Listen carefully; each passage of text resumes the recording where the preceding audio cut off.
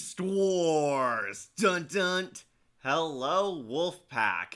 Auto Cats, transform and maximize. What up, Wolfpack? We got another surprise tier list for you, because I'm currently trying to delay time on the videos I'm actually making, so I decided to do another fun tier list.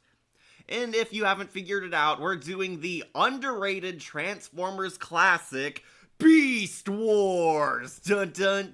If you don't know, Beast Wars was the Transformers cartoon which pretty much saved the franchise from being erased forever. Beast Wars follows an entire new generation and introduced kids to Transformers, while also adding new lore, new concepts, and very deep, mature storytelling for the kids, which helped save Transformers' popularity and guaranteed it a huge household name franchise place. Beast Wars follows a different group called the Maximals as they fight the Predacons. They're basically more evolved versions of Cybertronians, Transformers who have bonded with organics and can transform into animals, hence the title Beast Wars. These are Transformers who can turn into robot animals, sometimes actual full-blown animals, sometimes half animals, half cybernetic, whatever. I mean, it's all fun. We follow Optimus Primal, voiced by the legend Gary Chalk, in his war against a new generation's Megatron, played by the great David Kaye. Yes.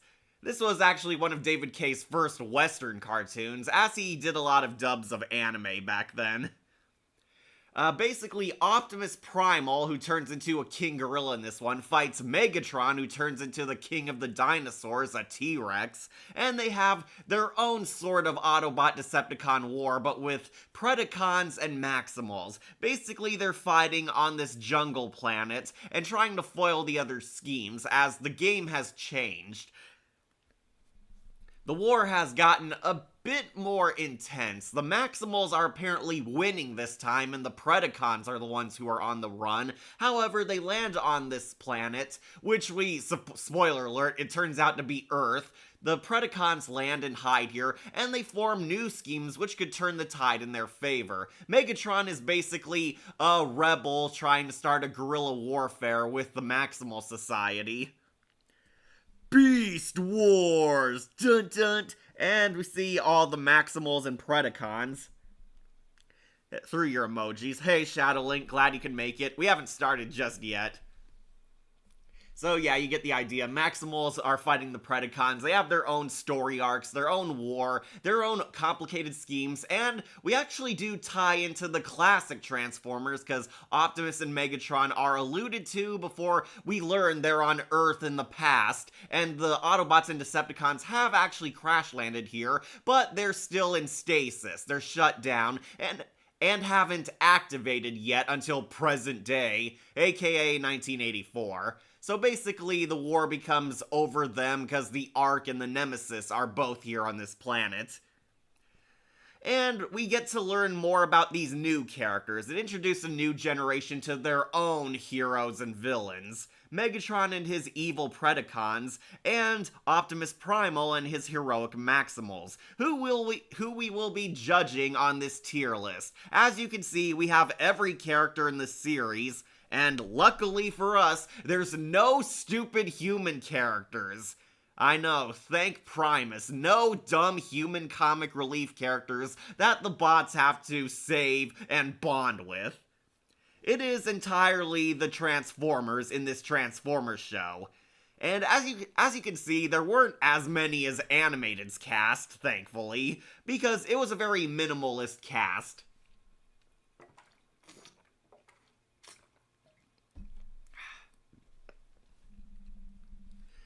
So yeah, it was a very small cast because Beast Wars was actually one of the earliest full CGI cartoons. Like, it is entirely early 90s CGI, and you can really tell. I know I'm gonna piss off a lot of Beast Wars fans, but it's agreed that the animation is definitely outdated. It does not look as good today. However, what saved it are the characters and its storytelling. It is still a good show, and it is one of those shows where you can look past the cheap production values and cherish it for what it is, because there is genuine heart and passion and fun in this Transformers show. This is why Beast Wars has held up as a huge classic, because it didn't talk down to kids. This was one of those legendary Transformers shows where it treated the stakes of war very dead seriously and actually gave the characters depth and persona.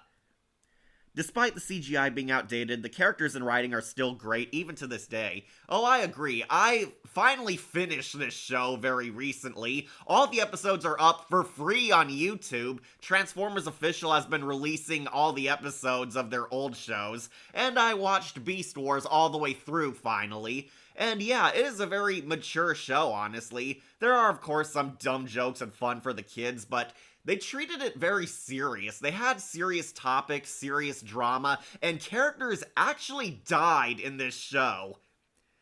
This show actually has a higher body count than Transformers Animated does, which is saying a lot because it was also started out as a goofy, kid-friendly show before sorta growing up with its audience. But yeah, I will warn you, the art has not held up well, at least for the animals. For their robot modes, they actually still look great. I would buy toys of these because the robot modes of the Transformers are still epic and bossa nova. The problem is, ironically, the beasts in the Beast Wars do look extremely fake and outdated. Special mention going to the first Dinobot. His Velociraptor looks like they took the unused remains of a Jurassic Park raptor and poorly animated him. It does look funny, but thankfully Dinobot had a lot of character, which made up for it. That is what definitely holds up Beast Wars. It had a lot of other elements which definitely saved it and hold it up at the high standards. Personally, this show does not dethrone Prime for me. I did not grow up with Beast Wars. I was still in my mom's tummy when this was on in the old days, but I have grown a respect for it. I learned of this show through Transformers Animated, basically, because Black Arachnia and Waspinator are on the show I did grow up with, so it got me curious and I checked out and found out about the epicness of Beast Wars. Transformers that turn into animals and fight as beasts in a war. There were quite a lot of characters, and as you can see, we want to rank all of them here on our special tier list. So, to warm up and explain a tier list for any of you who don't know how this works by now, we have the ranking right here. Up top is the S rank. Yes, these are the epic bots, the great ones, the ones everybody remembers and loves from this show. The greatest characters, had the coolest toys, the coolest story arcs, or were just an all-around big persona on the show. Then we have Just Prime. That's Just Prime. These are the good ones. The prime meats, the good material, the definitely great characters of the show, but didn't have that extra spark that pushed them up to S rank. Then in the middle we have Duly Noted and Ignored. These are the okay ones. They weren't great enough to be super high, but they're also not bad enough to be super low. They ended up essentially being kind of ignored, but were definitely noteworthy for the show. I think they're okay characters, and we'll probably be seeing a lot more of the okay on this show, because I don't remember a totally awful character, but we'll see. Then next is Needs Transmetal. This one is definitely a weak character. There is a spark of hope here, and they could have amounted to something great, but they just didn't pull through. There was something missing, and they fall on a very mediocre, kind of below average character, which is why they need Transmetal to get more epic forms like some of the show characters did. And bottom is Scrap. And if you're a Transformers fan, you know exactly what that means. Scrap is the bottom. These are the worst characters, and we're probably not going to see any on here, but we'll have to go over all the characters. So I guess we should get the tier list underway. As you can see, there are absolutely no human characters on this show. There technically were humans, but they weren't like major characters. They were essentially like in the background and being saved by the Transformers. And as you can see, it's all Predacons and Maximals. So I'm sorry to tell you that Air Commander Starscream won't be on here because he was kind of a one-shot villain. Only the ones that had at least more than one episode and a role in the story have made it on here, including Transmutate, definitely a face that people did remember. So it's mostly Predacons and Maximals, all the main key players. Oh, and Megatron's rubber duck didn't make it. I know, I'm sorry. The rubber ducky definitely should have been on here, but no, it didn't.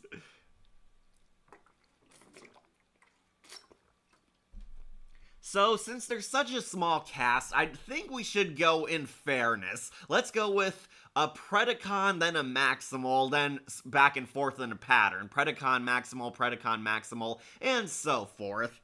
So, I think we should start with the one everyone wants to see, Megatron. Yes, this is David K's Megatron, one of the biggest faces of the series, and definitely S tier. Yes.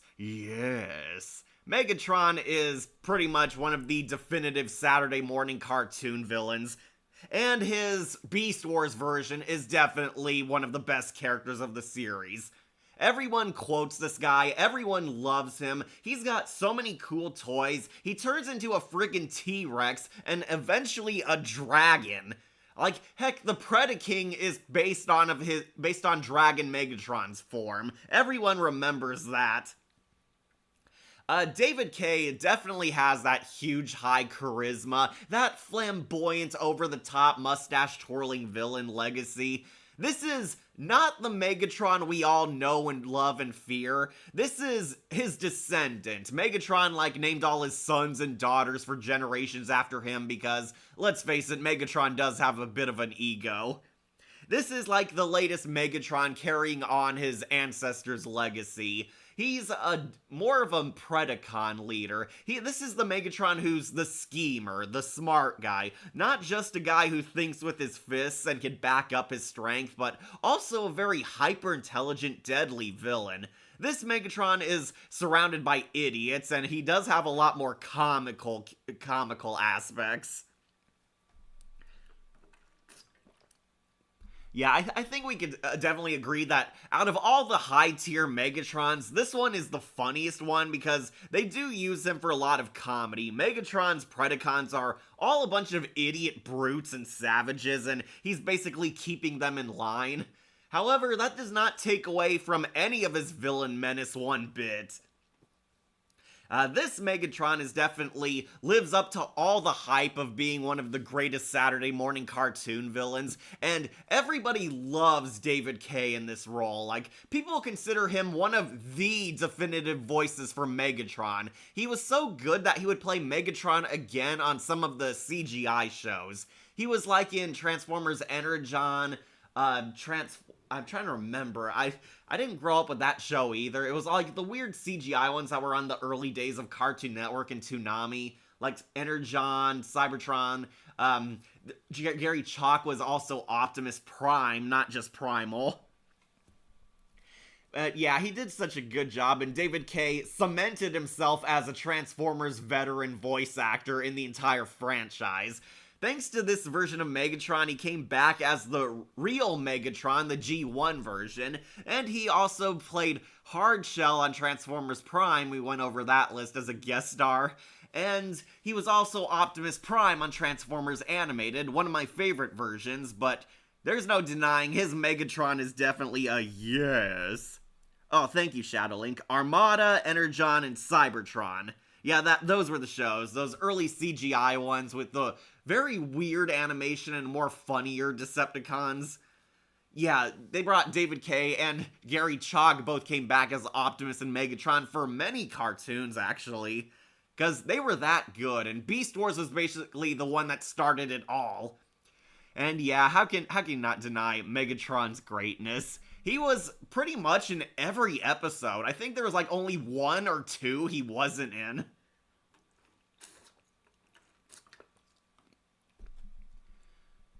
Yeah, this Megatron was also hard to kill too, as he also had many Starscreams and Backstabbers in his league, and he would always come out on top because he wouldn't die so easily. He rebuilt himself, and in the grand finale, he becomes Dragon Megatron and hijacks his ancestor's ship, the Nemesis, becoming an alien invader shooting at the primitives and dinosaurs below.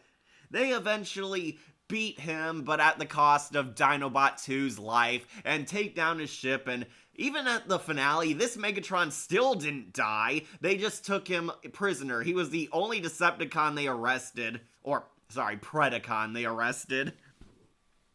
And he goes back and somehow off-screen conquers Cybertron and Beast Machines. But that's another terrible story for another day. Only the Beast Wars characters, don't worry, we're not doing Beast Machines. Don't have any of those here, and we won't trigger the PTSD from that horror. But yeah, Megatron definitely a yes. So with that, I think we should do Optimus Primal next.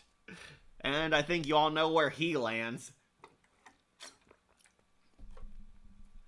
Optimus Primal. I think this is him. They didn't get a face shot of him, sorry. Some of these, they got far away shots. Optimus Primal, who I think everyone agrees is also a yes.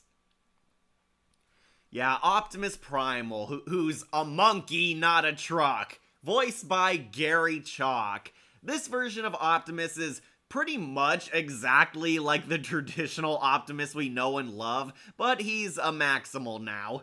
Gary Chalk definitely delivers a very great performance. This Optimus is more so a general. He's had his fair share of battles, he knows how to command, but he's also the great leader just like the main Prime Optimus we know and love. And if you don't know, his catchphrase is, well, that's just Prime. Because, tee hee ha ha, he's supposed to be like Optimus. Yeah, Optimus Primal turns into this King Gorilla in the first show, and he slowly gets a lot of Transmetal upgrades. He turns into a Silver Surfer Gorilla, I kid you not, which looked pretty silly, but was also kind of fun. And then he turns into Optimal Optimus, who everyone remembers. He's more of a King Kong gorilla, and the size of like a combiner. He was much huger as Optimal Optimus. And I think he becomes sort of like another Transmetal at the end. I can't remember, but it's kind of just an advanced Optimal Optimus. Like, we all know this guy. He is the traditional Optimus Prime, but just a Maximal instead of the truck we all love to ride. Yeah, Optimus definitely had a very good character arc where he's basically trying to find his bearings and assert his their new status quo here on Earth. He's getting his team adjusted, he's trying to raise them right, and here the team is a bit more upset that they're not on Cybertron anymore, but Optimus is trying to maintain hope that they'll get back. He definitely, grows into the strong leader we know and love, not to the same extent as the animated Optimus, who's a total rookie and a newbie. No, this Optimus has seen his fair share of battles, but he's trying to teach his Maximals how to mature, because he's with a lot of younger soldiers this time. And of course, he has a lot of badass battles with Megatron. He's the only one that Predacon Megatron considers a genuine threat, basically, because this Optimus is a very true warrior at heart. He does earn respect from, Dinobots, and from Rhinox truly respects him and looks up to him. I definitely liked Optimal Optimus a bit more than his other Transmetal morph forms, yeah. Yeah, I thought the Silver Surfer monkey one was definitely a weird one. He had, these jet boots which he could attach into a surfboard, and he was, hovering around. That one looked kind of weird, and I have trouble remembering, oh yeah, that was supposed to be Optimus.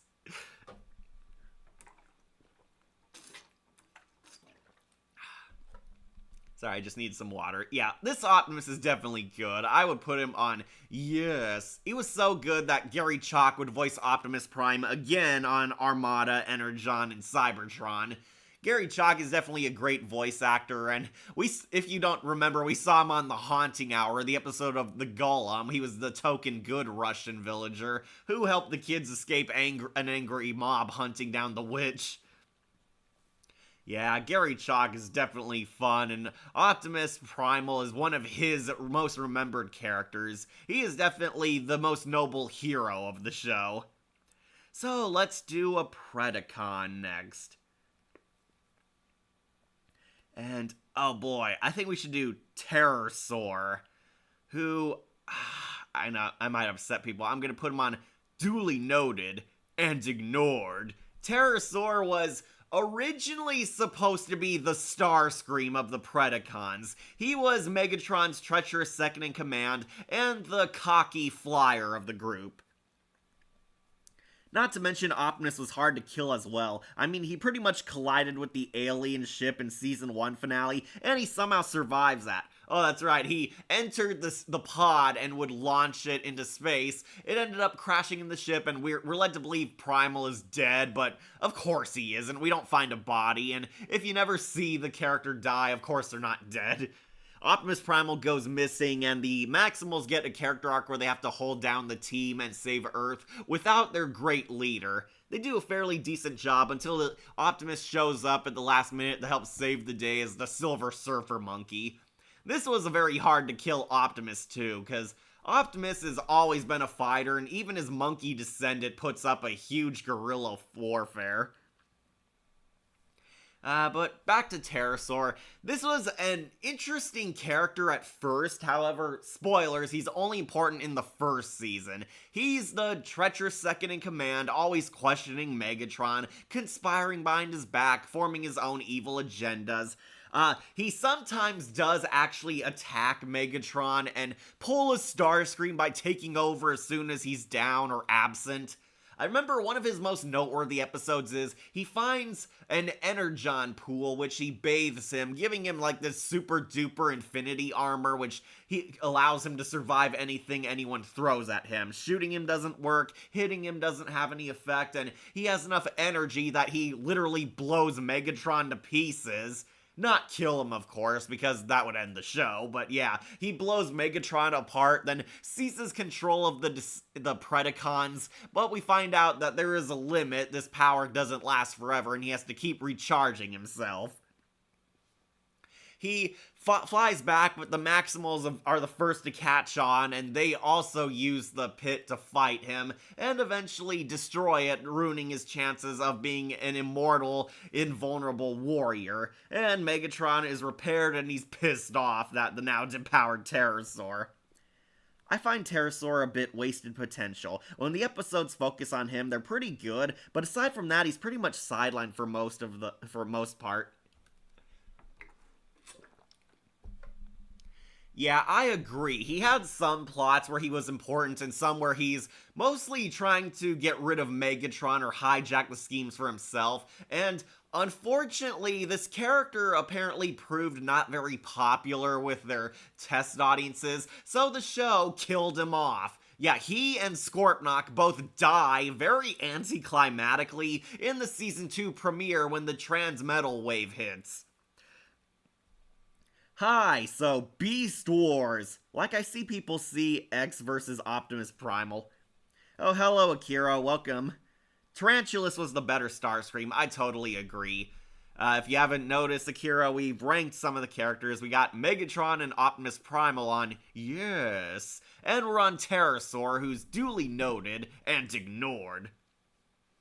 Yeah, Terrorsaur ended up being very wasted. Like, they were clearly setting him up for bigger things, but he was not as effective as a Starscream. He was basically the more bumbling, never think ahead, always being a fool Starscream. Tarantulas was far more effective and far more deadlier than he ever was. And like, yeah, Tarantulas kind of took over as the better, superior Starscream character, whereas Pterosaur, they just killed him off. He dies like falling in a lava pit when the transmetal wave hits, because I guess he wasn't strong enough to take it along with Scorponok.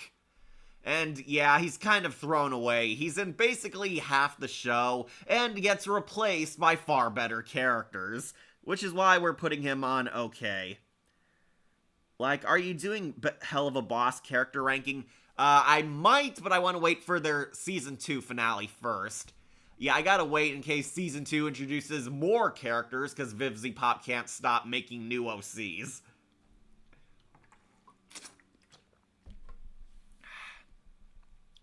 Alright, so let's do a Maximal next. Oh hey Yara Ultra, welcome to the Beast Wars stream. Oh boy, where is he? Okay, let's do Rhinox, the original second in command, and I'm very, very mixed on where to put him, because Rhinox has never been one of my favorite characters. I might put him on duly noted and ignored, but he's definitely above Pterosaur. Rhinox is Optimus Primal's second in command. He, surprise, turns into a rhino. This guy is basically the Ratchet and Ironhide of the group. He's the most trusted badass second in command to Optimus Primal. However, he's also the medic, the old soldier, who's getting too old for this shit, but he has a heart deep down, and he's got a lot more wisdom than given credit for. Rhinox, okay, I don't hate Rhinox, but the problem is, I never really got that attached to him. Rhinox has never been one of the definitive Maximals to me, despite being one of the core four. Hey Yara. Hi Kat, love your videos and your Haunting Hour and Goosebumps videos. Also, I wanted to pop in because I'm a big Transformers fan as well. Oh, thank you, Cool Show 9001. Yeah, I love the Transformers. We did rankings on Prime, our favorite show, then Animated, my second favorite, and now we're doing Beast Wars, which, let's face it, is one of the top tier shows also. I recently binged the show, and now I'm judging these characters as well. Rhinox was okay. He sadly gets sidelined once Season 1 ended. Not terrible, but there's better Maximals. Still prefer this over what they did to him on a Beast Machines. Oh yeah, don't worry, we're not gonna bring up Beast Machines, one of the most universally hated shows. Debatable if it's worse than Michael Bay's movies. But yeah, don't worry, no Beast Wars characters are on here, no Beast Machines. Yeah, no Beast Machines characters are on here. We might bring it up just for a joke, but yeah, don't worry, you won't be seeing all the terrible characters from that show coming back. I take that Transformers Prime might have a tier list sometime. Oh, didn't you see, Ara? We already did Transformers Prime. Yeah, we did that like back in November. Wolf was on with us on that one. We did the Transformers Prime like after the Final Destination stream. We wanted to do Beast Wars because it's one of the last big shows we still have. I know some people want us to do the 80s show, but there's like 1,000 characters, so that one's on the fence. But Beast Wars, definitely we will do this one. The one thing I do remember about Rhinox is, remember fans, Rhinox saved the day with his farts. Like, he was like so sick, and when Megatron and his Predacons have them surrounded, Rhinox really needs to toot, and he turns his big rhino arse around and farts the Predacons like 5,000 miles away. That was his most memorable moment on the show, and it's so stupid, it's funny. Oh, okay, I'll check that out. Yeah, we did a Transformers Prime tier, like a while back. Not super long ago, just a few weeks. You could see it on our live stream playlist or on the live posts. They're very easy on the channel. I need to watch it now. I've seen G1 and Transformers Prime, and Earthspark. Ugh. Boo Earthspark.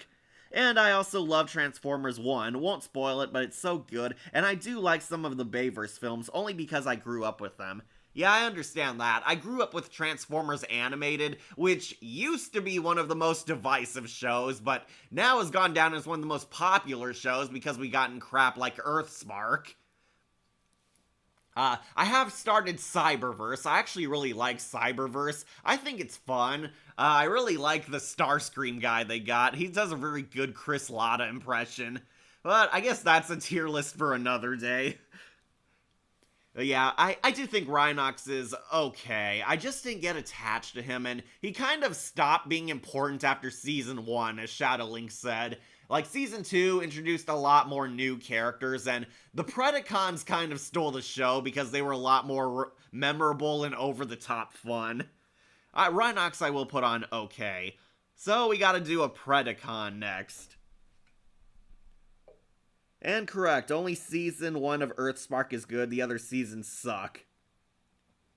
There was another good Rhinox episode where Megatron tried to get Rhinox to be a predator, but backfires because Rhinox ended up being chaotic in the base, and Optimus counted on it. Oh yeah, the brainwashing episode, where we find out they can brainwash some of the Transformers into turning over sides, and Rhinox was far deadlier than Megatron. He even betrayed Terrorsaur. Yeah, that was definitely a good one. I wish we got more moments like those to show how Rhinox is far more deadlier than people give credit for. But unfortunately, no, he wasn't as profitable as Waspinator. Missed opportunity to have Gary Chalk as Optimus Primal in Rise of the Beast with Peter Cullen instead of Ron Perlman. Oh yeah, but honestly, I think Gary Chalk dodged a bullet because, spoilers, they kill off Optimus Primal in Rise of the Beast. And very needlessly, too. He does this, like, very pointless sacrifice where, I think you all could have gotten out alive and your death did nothing, but no, Optimus Primal just gets killed. And Ron Perlman didn't do a bad job, but he's no Gary Chalk. You're drinking a lot of water, Cat. Is it hot where you live currently? No, I'm just talking a lot. That's pretty much how my voice gets dehydrated.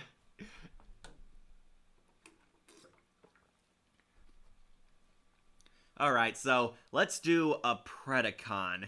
Oh, and I think we have our first scrap tier. Let's do Scorponok, who I'm putting in scrap. Scorponok is easily the most forgettable character of the entire show. So, Scorponok, the only thing he has going for him is he has a cool design. He turns into a killer scorpion, which is awesome. However, he has no character or depth. It's law now. Basically, in every version, Oppie must have a death scene, coming back or not. Yeah, I know, Optimus Prime dying is as cliche as the Wayne parents getting shot. It's just a tradition. That's Apeling you're thinking of, man. To sacrifice the Scourge. Oh, okay, my mistake. Once again, potential wasted. Scorponok, despite being the so-called second in command, is just forgettable. Yeah, that was the problem. Scorponok didn't really do anything. He was the dumb muscle. He's the blindly loyal, stupid minion for Megatron, doing whatever he says without question, and basically being his eyes and ears when Megatron is too far away. Scorponok is supposed to be the kick-ass second-in-command. He's supposed to be the sound wave of the group. That scary, cool minion who's very effective. But the problem is, he was not effective, and it was pretty much a joke how blindly loyal he was to Megatron. So loyal, he didn't really have a personality of his own. Like, even the other Predacons made fun of him, how he doesn't think for himself. Optimus Prime dies a lot. The only other Transformer who dies more is Starscream. Yeah, but we see Starscream, comes back next week. I did not like Scorponok. I know a lot of fans did just because, well, he's a cool design. He's a cool toy. He's not a cool character because he doesn't have any character. They, like, wasted his potential, and in the end, he also dies alongside Terrorsaur. They're both killed when, in the Season 2 premiere, when the Transmetal wave hits, and it knocks both Terrorsaur and Scorponok into a lava pit where they just die. And his death isn't even brought up by Megatron once, despite them being friends. Even Quickstrike was the better Scorpion, despite him being comic relief. He was still memorable than Scorponok was. Yeah, that's true. Quickstrike definitely got more fan love. Scorponok, I don't remember. He just didn't do anything, and I don't even think he had a Spotlight episode or arc on him at one point. Scorponok did make his way into the Transformers movie, if you don't remember. Michael Bay used him as a mini-con spy that was fighting the military, and Scorponok sucked so much that he got killed by the military. I want to ask, what's your favorite Transformer that is not on this list? I definitely love RC from Transformers Prime. She is awesome. Yeah, my brother Wolf and I joke she's so cool she's waifu material. Yeah, Wolf agrees. Wolf made a cameo. She is. Yeah, RC's pretty cool. I do also love Starscream. I'm a huge fan of Soundwave. I love playing as him in the games. Megatron, I do love versions of him. He's never been my favorite Decepticon, but he is a cool character. And I, of course, love Shockwave. I go crazy whenever he's on something. Very disappointed they didn't get David Warner to voice him in the Michael Bay movie, but I guess he dodged a bullet. That episode of Ryan X turning evil reminds me of Shaolin Showdown with the bald yellow character turning evil. You mean Omi? Yeah, he was turned evil by Chase Young. I want to ask, what's your favorite Transformer? Yes. Agreed. Soundwave is my favorite. He is superior. Yeah, Soundwave's superior. Scorponok was supposed to be Beast Wars' Soundwave, but unfortunately he ended up sucking because he didn't really have a coolness factor to him, and they ended up just killing him. Very disappointed. They wanted to make him Soundwave, but he ended up being probably less interesting than Breakdown, even. Alright, so let's do a Maximal. You guys pick next. I'll be right back.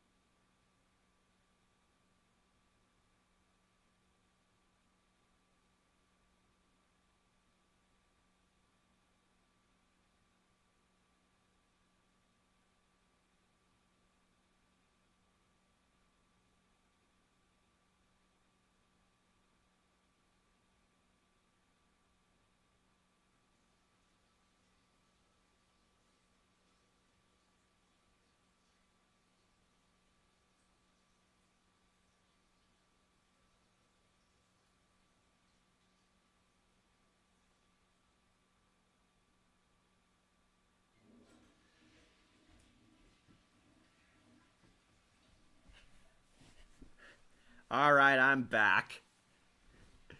We're doing a Maximal next, so Maximals, maximize! I can't pick since I have not seen any. Oh, Queen Blackarachnia. Sorry, we're doing a Maximal next, so we'll do her after. They do more justice to Airazor more in the series than Rise of the Beast, besides pulling an I Am Legend death courtesy of Will Smith and the German Shepherd. Alright, so for Maximals, we'll do Rat Trap, who I think everyone agrees is yes. You don't know, Rat Trap is one of the legendary Scott McNeil characters. Rat Trap is the cowardly lion. He's the one who's scared, the one who's snarky and sassy, the one who doesn't like getting his claws dirty, but reluctantly tags along because he loves his friends. He has like the New Yorker accent. So I'm a tree lover, so what? You really trust that fembot walking around the base unprotected? Yeah, I can't do it very good, but Rat Trap is pretty cool. He's the funny comic relief character, but he's also kind of a badass. He's more of the espionage trooper. He tunnels, he has bombs, he loves to fight when the odds are stacked in his favor. I imagine that one line from The Wizard of Oz. Yeah, the cowardly lion. Rat Trap is pretty awesome, snarky, funny, but still is helpful when needed. Exactly. Irving from Resident Evil 5 kind of sounds like Rat Trap. I kind of think he's very similar to Joey Wheeler or Tunnel Rat from G.I. Joe Renegades. You know, he's the snarky, sassy one. He's kind of a loser, a comic relief dork, but he has a good heart and can be badass when he needs to be. He does look out for his friends, and he's definitely one of the funniest characters in the show. That's why a lot of people love him. If it isn't obvious, Rat Trap transforms into a rat, and then his transmetal form, he turns into a robot rat motorcycle, kind of. It's pretty funny. He's like a rat on wheels, basically. The transmetal forms got really freaky but creative. Rat Trap definitely had a lot of episodes where basically he had to prove his friendship to everyone. He comes across as like he's a total dick who's only out for himself, but he does care deep down. And I remember one of his huge episodes is where he saves Cheetor. Cheetor is more arrogant and brash and reckless, and he gets captured by Tarantulas, and despite fighting him earlier, Rat Trap actually comes to his rescue, and he does prove he's a very smart fighter. Rat Trap is much more pragmatic. He's a thinker, he's a schemer, he can fight with his smarts more than his muscles. He usually dupes the Predacons into traps, basically, because he's not the toughest of the guys, he's the more scared one. He uses trickery, deception, and basically his wits to stay far ahead of them. Scott McNeil voices this character, and he's definitely pretty hilarious. He does his very over-the-top flamboyant voice. It's pretty funny. He almost sounds like the mysterious masked figure voice and he does in Scooby-Doo 2. And if you don't know, Scott McNeil also does Lord Raptor in Darkstalkers. And he and Rat Trap both sound very similar. Rat Trap is definitely a character archetype that a lot of later Transformers shows try to copy, being the plucky comic relief one who's always sassy, always snarky, not afraid to tell it how it is, but at the end of the day, a total good guy. Nice little reference to his line, "We're gonna die," in Transformers Dark of the Moon, to that one friend of Epps when they were in the collapsing building. Yeah, that was his catchphrase. "We're gonna die." Yeah, he was definitely the scaredy cat of the group. He was pretty funny, and if you don't know, he's one of the surviving characters in Beast Machines, where he gets a romance with Botanica, which, very weird, very peculiar. Botanica is his love interest. I needed that quote from Ratchet from Transformers Prime. Yeah, he did have a catchphrase too. Rat Trap was pretty trustworthy though, at the end of the day. He was definitely a jerk with a heart of gold, but they put a lot of emphasis on the jerk part because he's always snarking against the others. He was definitely one of the key Maximals in helping in the finale. He helped take down the Nemesis ship, and he often defeated a lot of the Predacons that were much huger threats than he was. Yeah, he is definitely yes. He was one of the huge profile characters on this show. Alright, so next we'll do a Predacon. So, Yara wanted Black Arachnia, so let's do her. Black Arachnia is totally yes. Who doesn't love Black Arachnia? She is one of the top tier characters of the show, and so popular that they would basically bring her back or make loosely inspired versions of her in later Transformers material. This is the evil Spider Girl. Black Arachnia is kind of a badass part scientist, part soldier, warrior. She's the token female on the team because we wanted to make this show kind of have more female characters and make it less of a lead pipe fest, if you know what I'm saying. Yes, waifu material. Yeah, Black Arachnia was definitely the hot chick. They even designed her to look more like a humanoid woman rather than a full-on robot or a spider. Black Arachnia actually debuted on this show, where she's the evil, sexy femme fatale spider girl. She would later appear in Transformers Animated. She would become the inspiration for Arachnid, basically, on Transformers Prime and Transformers 1, where we now have to always have an evil female spider transformer in everything. I do got a question. Were the Predacons from Transformers Prime based from this? I just thought of it. I think their beast modes were based on this. Megatron's dragon form was the inspiration for Predaking, because they both kind of looked alike. The Predaking just had more detail, and in the cloning tubes, you can clearly see a prehistoric Waspinator and Pterosaur and Inferno. But they're very brief, but you can kind of see the similarities. Black Arachnia, first a Predacon, but starts to have a change of heart with a certain Wolfbot.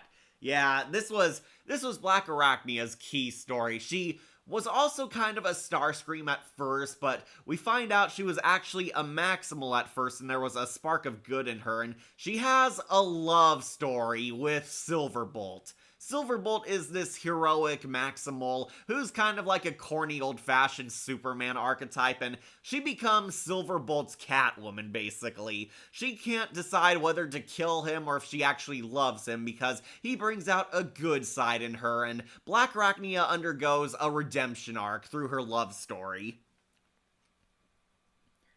Which, speaking of, I'll just say it, Silverbolt and Black Arachnia's relationship and scenes are just cheesy and absolutely adorable.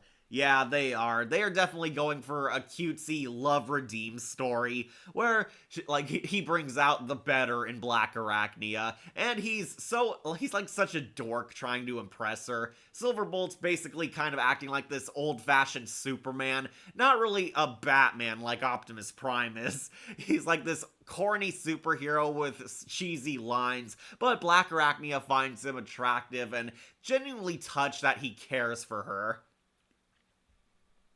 Yeah, but the good kind of cheese. Yeah, definitely. That's definitely what made it kind of fun. So, she actually slowly redeems herself, and Black Arachnia's former Predacons, Tarantulas, acts like this creepy stalker obsessed with her, and finds out that she defected to the Maximals thanks to her love for Silverbolt, and he craves, revenge, and basically tries to kill her. He sabotages, the surgery, but, spoiler alert, she survived, and we find out her Maximal spark did keep her alive, and she's turned into Transmetal Black Arachnia, who's a good version of the Spider-Girl, where she gets her much-needed payback upon Tarantulas and her former co-workers.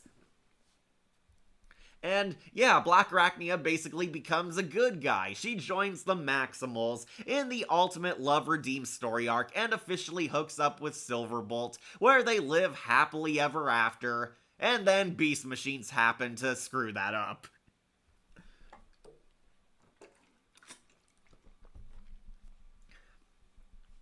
I will definitely put her on yes, because she was one of the most iconic characters from this show. Everybody remembered her, and we're still seeing loose interpretations of her in future Transformers media. It's yeah, you cannot deny that she definitely left her huge impact.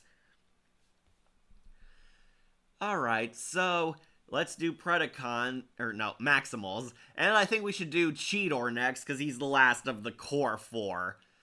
Okay, so Cheetor has a really huge fan base because he's kind of the Bumblebee of the group. He's the naive kid hero. He turns into a cheetah, a very cool feral cat predator.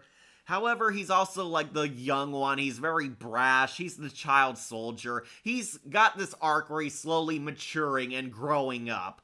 He's going from the reckless smokescreen / Bumblebee of the group into a more hardened soldier who can keep up with his hero, Optimus Primal. However, I am a bit mixed on him. I don't think he's yes, like everyone is probably hoping right about now. I do think he might be on just Prime, but I wanted to hear if anyone can convince me otherwise in the comments, since Cheetor is a pretty cool character. Yeah, Cheetor is basically very much a noob on the team. He's reckless, he's rushing headstrong into situations. He's got that hot-blooded Natsu Dragneel kind of character, the Anakin Skywalker sort of role, where he likes being a hero, he likes doing the right thing, he likes being good and getting involved. However, the problem is he never thinks things through, and he just leaps into action as fast as he can. Half the time he actually gets captured or in trouble and the others have to help save him, including Rat Trap where they become friends. Just Prime is fair. Okay, thank you. Cheetor for the kiddish and bashful of the team. And then he has his puberty mode and then becomes more cocky than he already is. Yeah, that's right. Cheetor ultimately gets his second transmetal form, where he sort of becomes like a werecat and he's attacking everyone, both Predacons and even his own teammates. However, Optimus Primal helps him chill out, and he turns into basically an angsty, edgy teenager, and he's more of a dickhead to his team now. And, like, yeah, he had a crush on Black Arachnia, she rejected him, and he's basically trying to act cool now and be like her. And this causes some friction on the team, but they do determine that he's ultimately still the same good kid he is deep down. Oh, Cheetor, the only one I know because a YouTube video talked about him briefly. I don't know anything else. Just Prime is fair. Edgelord be damned. Yeah, Cheetor I think we're gonna put on just Prime. Almost like him, but he definitely had some misses here and there, especially because he was the more immature kid and would usually stir up a lot of inner banter and debate among the team thanks to his recklessness and cocky attitude. Feral Screen 2-parter was an intense 2-parter. I will say Cheetor's Transmetal 2 design looks pretty awesome. Yeah, he did. He got one of the better Transmetal looks. I thought he looked very epic. He looked like this kind of hybrid of Predator and Tiger from Batman the Animated Series. It was really cool, but technically he wasn't a cheetah anymore. He was more of a jaguar or a panther. I hate when they play these teen angst tropes. Yeah, and the chosen one of Beast Machines did not fix that. It's Wolfen time. Oh, hey, Emily, you finally showed up. We're just wrapping up Cheetor right now. If you don't know, Cheetor actually finally returns in Transformers Cyberverse, where he's the guardian of the Allspark. And I will say, the guy playing him does a very good impression of Ian James Corlett from the Beast Wars show. Like, I was shocked to hear that Cheetor actually comes back, and he looks pretty cool on Cyberverse. How it's going? Oh, hey, Emily, we're talking about Cheetor now, who I'm putting on just Prime. Okay, from you describing him, he sounds like Smokescreen from Transformers Prime. Yeah, he is. Cheetor is kind of Smokescreen, kind of the original Bumblebee. He's basically the fierce, hot-headed, hyper kid character who's ready to scrap, ready to prove himself. He's basically trying to prove he's a man. He's up there with the higher Maximals, an adult like them. And he gets pissed when they treat him like the kid. However, this causes some turmoil among the team when he, of course, screws up because he's an angsty teen. What have I missed so far? Did you rank the Defender of the Colony? Not there yet. Waspinator says, rank him next. Or my boy Tigertron, or my homies love Tigertron. Not there yet. If you're finally entering the stream, making the yes, we have Megatron, Optimus Primal, Black Arachnia, Rat Trap, Just Prime. Our first entry is Cheetor, duly noted and ignored. What's that? Nothing. Just saying how many you have left. We're halfway through. I know. Duly noted and ignored. We have Rhinox and Pterosaur. That was his name, Pterosaur, who I forgot. And Scrap, we have Scorponok, because he did nothing on the show and then just died. So, pretty good. Oh, a lot of people really want to pick next character. We did Cheetor, so we gotta do a Predacon next. And sorry, Yara, but Dinobot being a former Predacon does not count.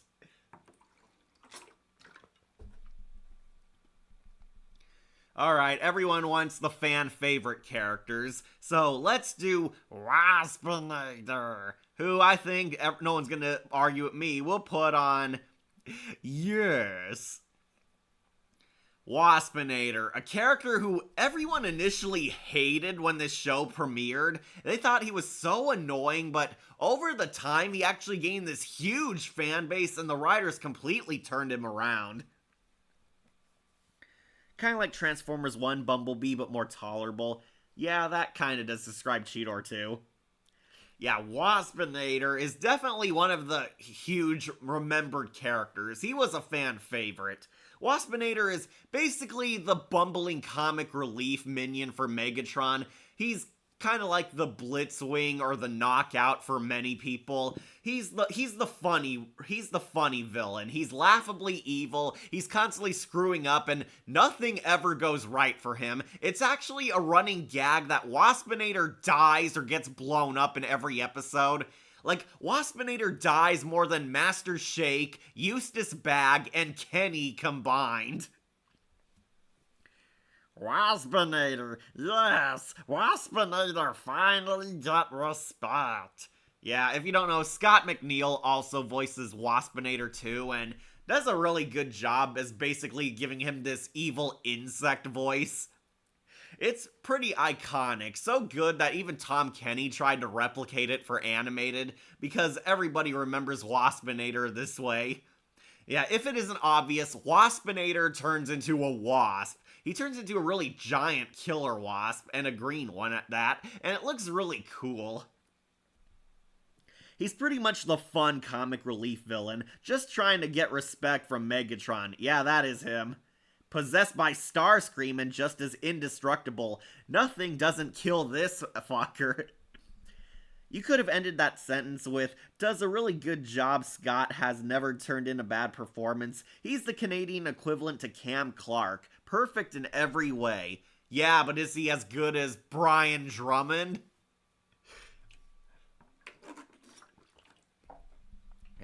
Like, I believe I could just say, who doesn't love Waspinator? This was definitely the fun villain. He was so over the top and just basically incompetent that it's pretty hard not to laugh at this guy. And yeah, he dies all the time. Sometimes his own friends kill him, sometimes by complete accidents too. Like, Waspinator doesn't exactly undergo an arc. One of his most important episodes is where he's possessed by the ghost of Starscream. Which I find weird, because if you really think about the timelines and chronological order, it's like, this does not make any sense, because Starscream's ghost possesses him, but he died in the movie where we find out that the Decepticons and Autobots are still here in stasis on Earth. You know, before Starscream died? Like, wow, that kind of made things confusing and broke canon in a way even Michael Bay would laugh at. Yeah, like, Waspinator gets possessed by Air Commander Starscream, who tries to pull his usual Starscream shtick and help the Predacons kill their enemies, but also plans to betray Megatron, only for his plans to completely fail and Starscream's ghost is exorcised and he's blasted off again into space, just like in the 80s show. And I guess Starscream will somehow make his way back to Earth to repossess his still frozen body. I don't know. Transformers continuity has always been kind of weird. That's what you get for trying to retcon a franchise, continuity breakers. That's the thing about time travel, Barry. The more you do it, the less the rules apply to you. Yeah, definitely the time travel aspect, I will say, was kind of iffy on Beast Wars. As great as the show was, they did kind of pull this, like, in the middle of the series after things were established.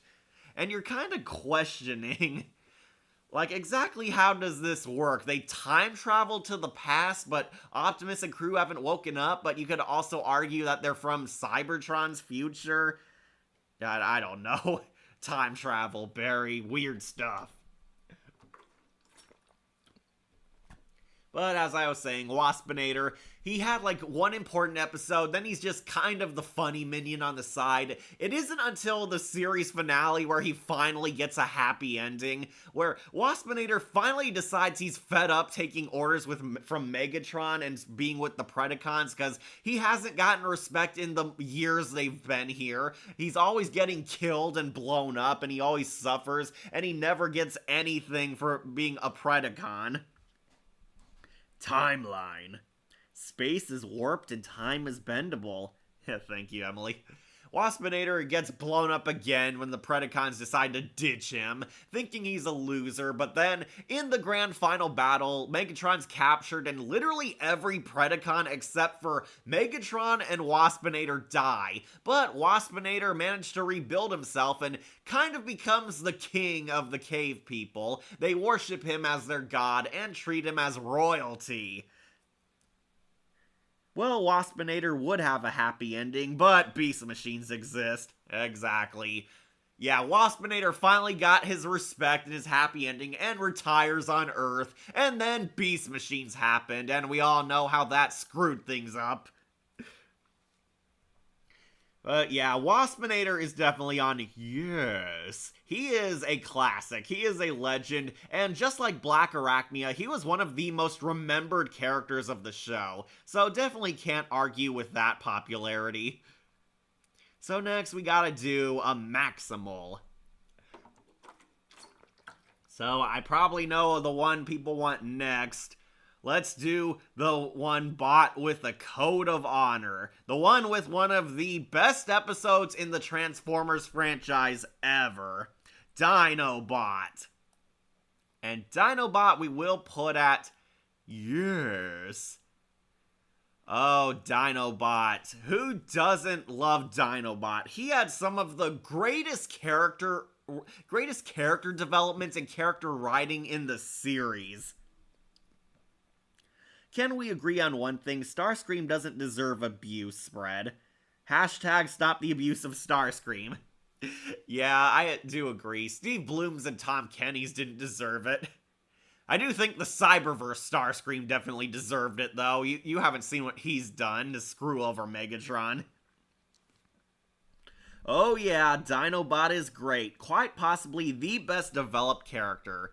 Yes, Dinobot is definitely awesome. This guy underwent one of the greatest story arcs in this show and is pretty much remembered he was pretty much the most remembered episode in the series, Code of Honor.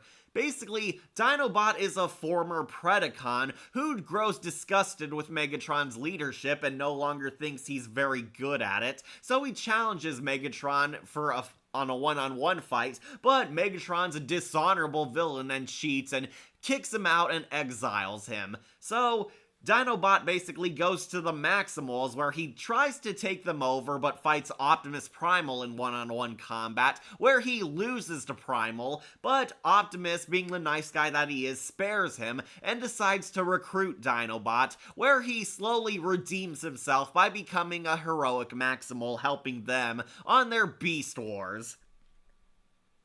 Yes, agree, his sacrifice won't be forgotten. Yeah, if you don't know, Dinobot has one of the famous scenes in the Transformers franchise. So basically, we get a lot of episodes where Dinobot's slowly coming around. He's a defrosting Ice King. He's totally distrusting and cold towards the Maximals, and they're a bit on edge around him because he was a part of the villain team. But they slowly build bonds. He relates with Cheetor, actually gets Rat Trap's respect. He definitely has Rhinox's cooperation a lot more.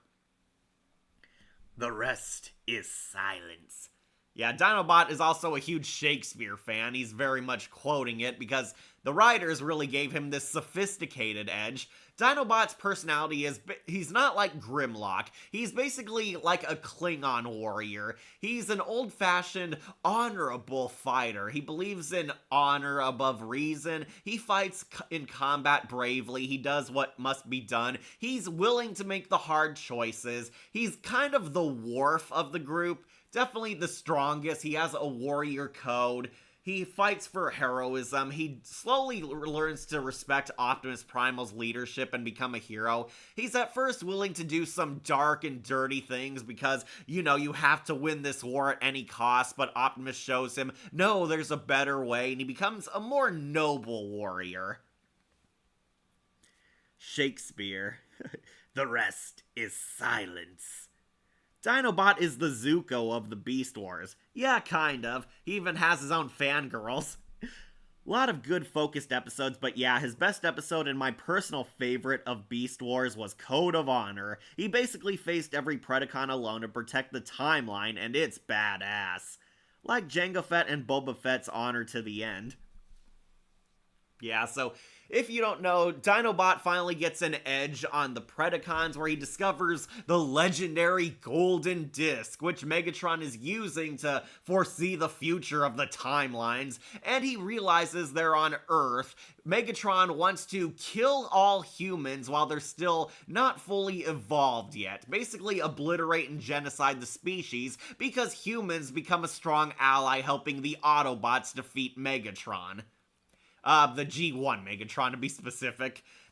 He's going to genocide them all. Dinobot's all alone and only he is at the fight scene where basically they're shooting at a bunch of cavemen and monkeys, and he sacrifices himself by having a one versus an entire army fight scene where he beats up every Predacon in like a single person versus a group of goons.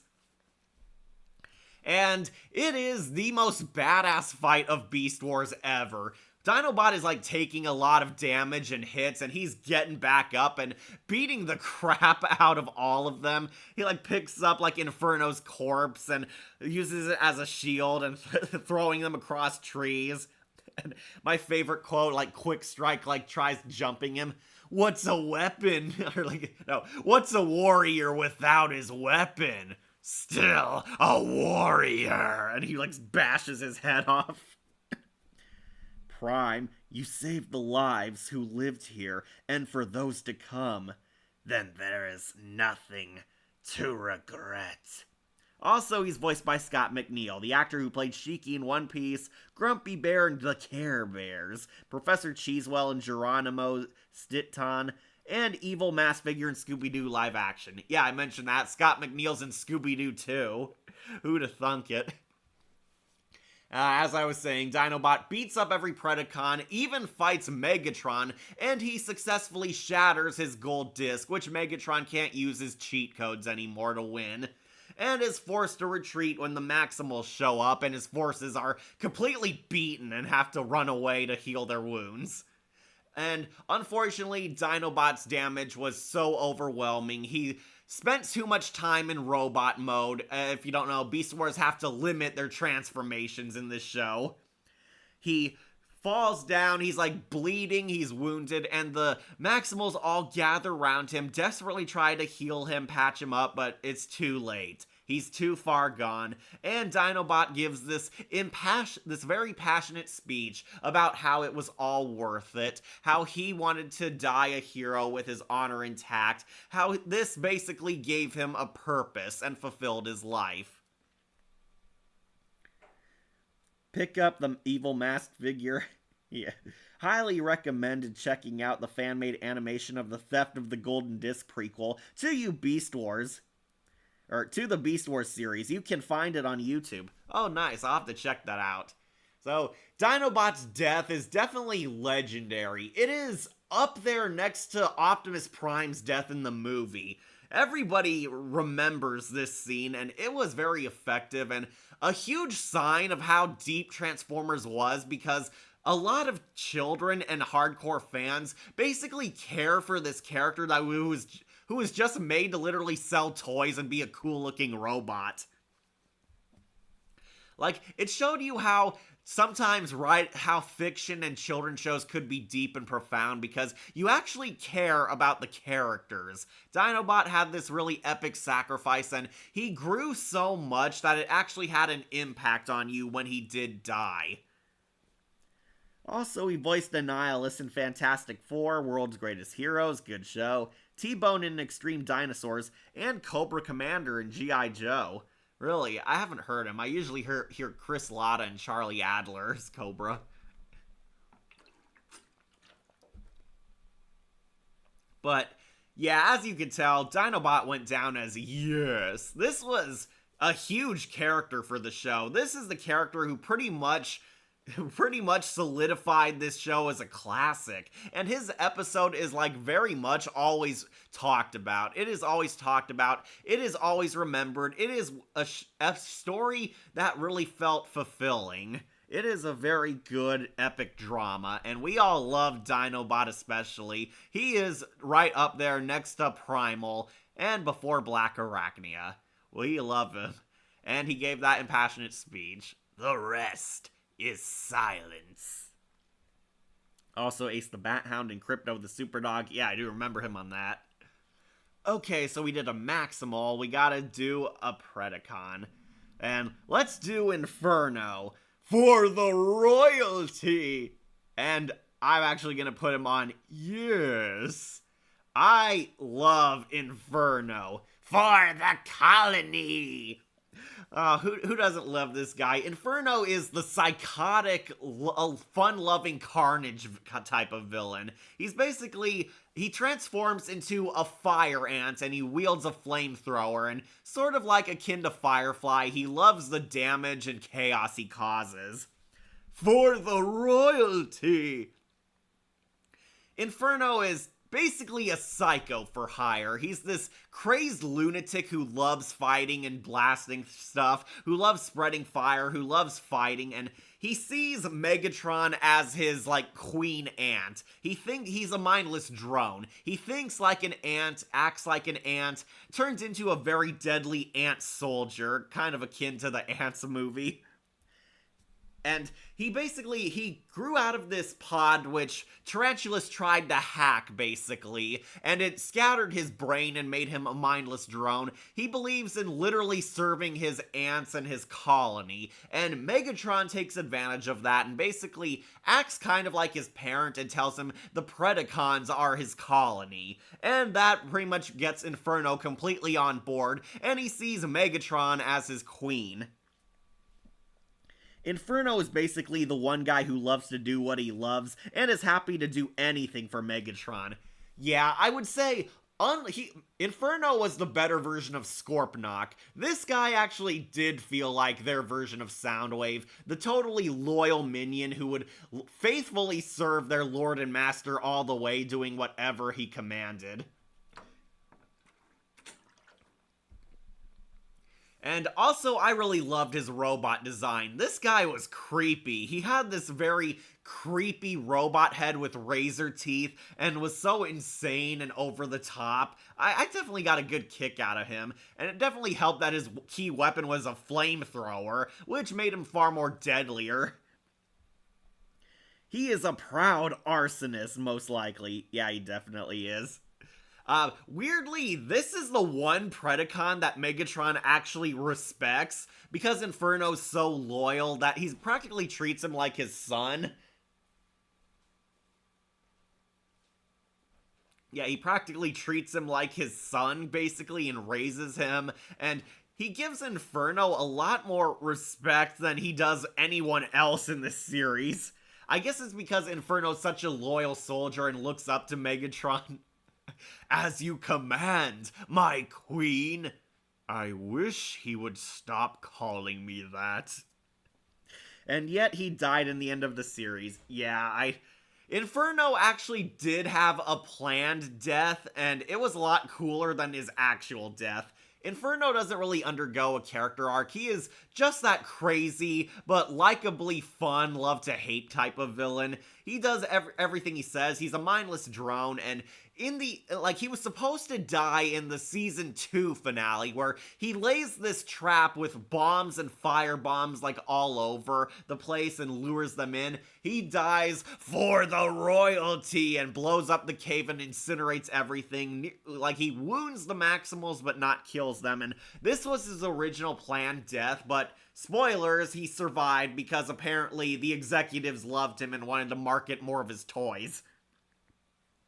So they brought him back. He's in season 3. He's oddly the only Predacon who does not get a Transmetal upgrade. They keep him kind of the same design for all of his tenure on the show. And in the season 3 finale, the Predacons are now losing the war, basically. Megatron's base is destroyed. Inferno, Quickstrike, and Waspinator go out hunting for a new base to use for Megatron, and they lay siege to the human community they find, which is now hidden, and decide to try and exterminate the race for Megatron again and attack it. But Megatron gets his hands on the Nemesis, the OG Megatron ship, and basically he accidentally kills Inferno and Quickstrike. Oh, Inferno is voiced by Jim Burns. Yeah. And he was funny. Hashtag for the colony. Inferno was super badass, from the look to the weapon to the attitude. I totally agree. He had a really epic design and was definitely a fun, over-the-top villain. Megatron respecting someone? That's crazy. Jim Burns was in the Twilight Zone 2002, Harsh Mistress. Oh, we have to get to that one. And Night Viper and G.I. Joe, Operation Dragonfire. Dr. Light, Sigma, Pharaoh, Airman, Quackman. He was in the Mega Man show. Also, Nick Fury in X-Men Evolution. Wow, cool. Also a bit off topic, but forgot to tell you last night, I finished season 1 of Transformers Animated. Oh, great, Emily. Was it as good as you remember? Really love Transformers Animated. Yeah, it's a bit of a slow start because Megatron is on life support, but I thought the finale was really epic. Also a very underrated Soundwave. So, this is the one thing that pissed me off. Inferno basically dies because Megatron is like shooting the Earth below, riding the Nemesis totally power crazed, and he accidentally shoots and kills Inferno and Quickstrike, and that is the abrupt end to both these characters. Terrastor was more of a Starscream and gave rise to Starscream into Transformers Prime getting powered up by Dark Energon again. Nice reference to Transformers Prime, yeah. Yeah, I just, the one thing I hated about Inferno was his death, because he's anticlimatically punk-killed, completely by accident, too. Apparently, Inferno and Quickstrike wave to the royalty that they're down here, and I guess Megatron either didn't see them or he just didn't care, and he shoots his nuclear laser at them and they die. Last we ever see of Inferno and Quickstrike is their skulls are turned into trophies for Waspinator's throne, because that's what they get for bullying him. Yeah, Inferno deserved a much better send-off, and I do think his original planned death was way cooler, where he suicide bombs an entire cave to kill the Maximals. But I will still put him on yes, because he is definitely a fun minion. Alright, so now we gotta do a Maximal. I'm gonna use the restroom, so you guys get to vote which Maximal you want to see next. Only a few left.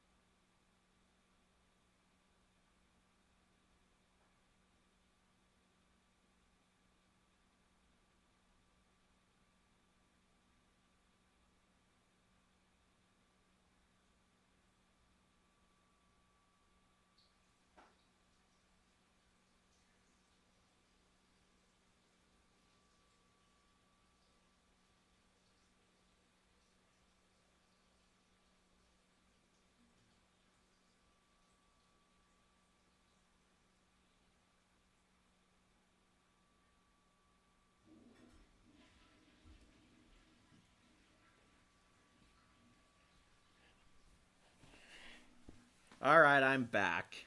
Alright, Maximals maximize. Seem the fans want Tigatron next. Now I'm thinking off the beam of the Death Star. Yeah, that is kind of what the Nemesis laser was.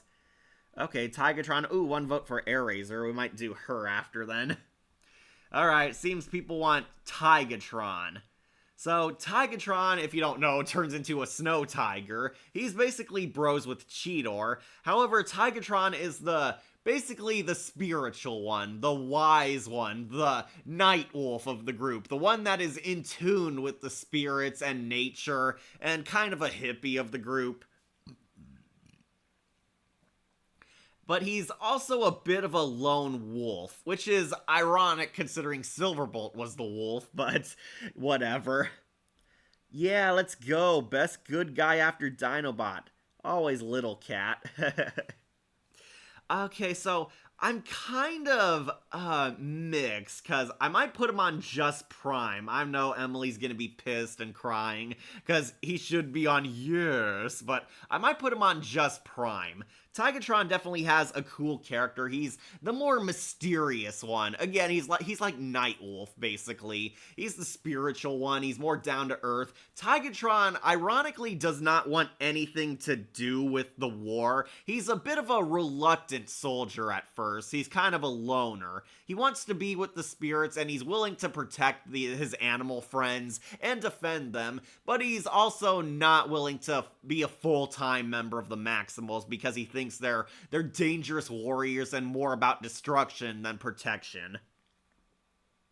I personally would put him on just Prime. He's good and noble, but not as good as the other Maximals, I agree.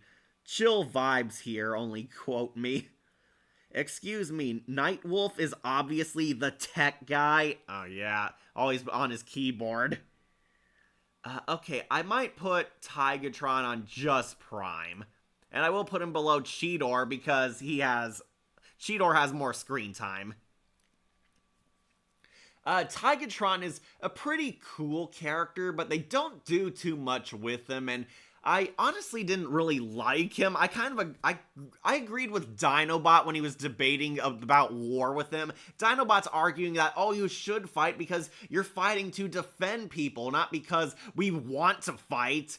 Being a warrior is about protecting others and fighting for honor, about saving lives, not killing lives, but sometimes you have to kill lives in war in order to save those lives, and Tigatron basically trying to be the peaceful hippie beachcomber. And yeah, if you don't know, I hate Beachcomber from G1, because like, no, we have to protect nature, and I don't want it to be in this war, it's a danger, it's causing more problems than saving. I personally would put him on, okay, Tigatron times Airazor. Yeah, that also kind of helped him. Tigatron Tigatron eventually comes around and does join the Maximals after he realizes that, spoilers, Dinobot was right, because he's the best character. And he decides to join the Maximals, but he's still going to be a bit of a loner, more of a part-timer agent. And then he meets Airazor, who's the other Maximal, the only female Maximal on their group until Black Arachnia joins. Airazor is a much cooler version of Tigatron, I would say. She's also a bit of a loner, but she's also the spiritual and friendly one, and she's more than willing to help the Maximals in their fight, which is why a lot of people liked her so much more. Basically, she forms a slow romance with Tigatron because they're both kind of the outsiders. They were Earth-born Transformers and not from Cybertron. And this basically helps Tigatron start to get more involved in the plot and more in the Beast Wars because Airazor believes in fighting for what's right. And unfortunately, we get to the problem why Tigatron is not a yes, because he and Airazor very awkwardly disappear for like a huge fraction of the show. Basically, like, some aliens invade, and Tigatron and Airazor are abducted, and the Maximals never find them until near the end of the final season. So Tigatron is voiced by Blue Man Kuma, who played Saddam on Street Fighter cartoon. Ulysses in At Jesus' Side, Basil in My Little Pony, Sergeant Reed in RoboCop, Alpha Commando, and Hard Rock in Extreme Dinosaurs. And they come back as Tigerhawk. Oh, yeah. Yeah, basically, Tigatron and Airazor got fused into a new toy called Tigerhawk.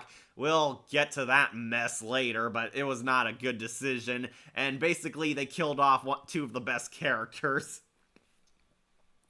I just didn't get too attached to Tigatron. I know Emily's gonna be mad at me because she loves this character. And yeah, he was pretty cool. I think my brother Wolf actually had a toy of him at one point.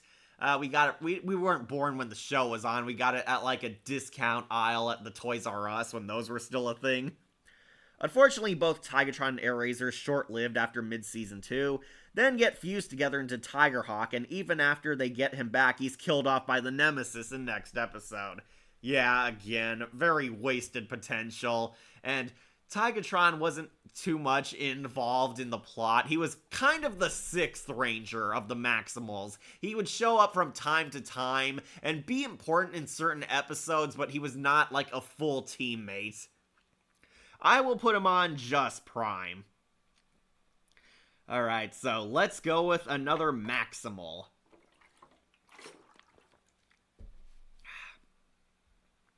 So, which one should we go? I think maybe we should go with Quick Strike. One of the comic relief characters. I'll save Tarantulas for later. Quick Strike, who I might put on duly noted and ignored. Quick Strike, I think, is okay. He's kind of similar to Cletus Cassidy, aka Carnage. He's a southern robot who likes to kill things. Basically a full-blown sadist who's also a psycho for hire, and that's about it. Like, Quick Strike, I will give credit, he's at least funny, and he does have a noteworthy personality. Quick Strike is one of the triple changer Transformers. For those of you who aren't Transformer nerds like I, triple changers basically have 3 forms. They have robot mode and 2 vehicle forms, but in this case it's 2 animal forms. He turns into like a King Cobra and also a Scorpion, and he is a much better version of Scorponok. A Fuzzor, basically. Yeah, that's what they called them. Unfortunately, okay, I read that. Yeah, Quick Strike I found okay. He is definitely way better than Scorponok because he had more personality and funny moments. I do think he's okay. He didn't make it very huge on the show, and as I recall, I don't think he's like extremely popular, but he was like good for a laugh. Quick Strike is basically a sadist. He loves killing, he loves causing damage, he loves being a goon for Megatron, basically, because it helps him destroy and kill whatever he wants. And he's one of the triple changes, which was a key part of his personality, because he and Silverbolt were both basically new toys that had 3 transformations. I know what a triple changer is because Astro Train. Yeah, I knew what a triple changer was because of Blitzwing.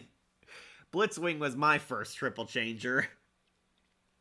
Yeah, Quick Strike is okay, but he doesn't really have much of a character. This is basically one of the generic evil goons. He does get a huge major episode around the season 3 finale, where basically Tarantulas convinces him to join his rebellion, and he like has a mind control device in Optimus Primal, which Quick Strike has taken over and is using as his battle suit, basically.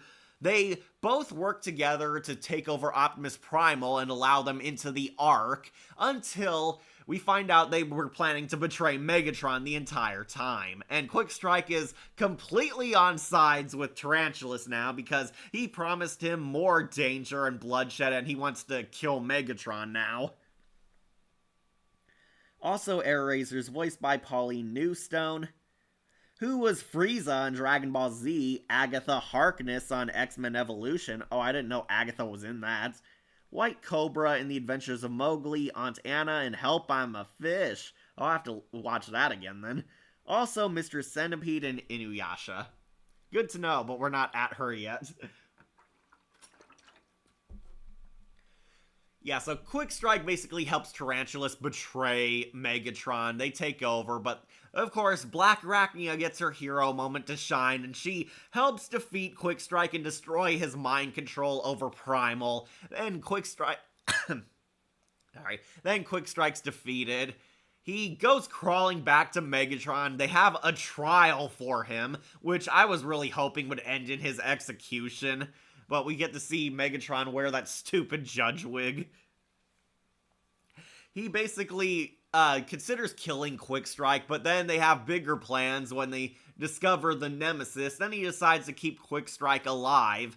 And he pretty much does nothing up until he and Inferno die, getting accidentally blasted together by Megatron wielding the Nemesis. And that is the end of Quick Strike. I think he's okay. I can see why a lot of people did like him. He definitely has funny moments and entertainment value. So that is definitely what puts him above Scorponok. But he is not exactly one of the characters people race to watch the show for.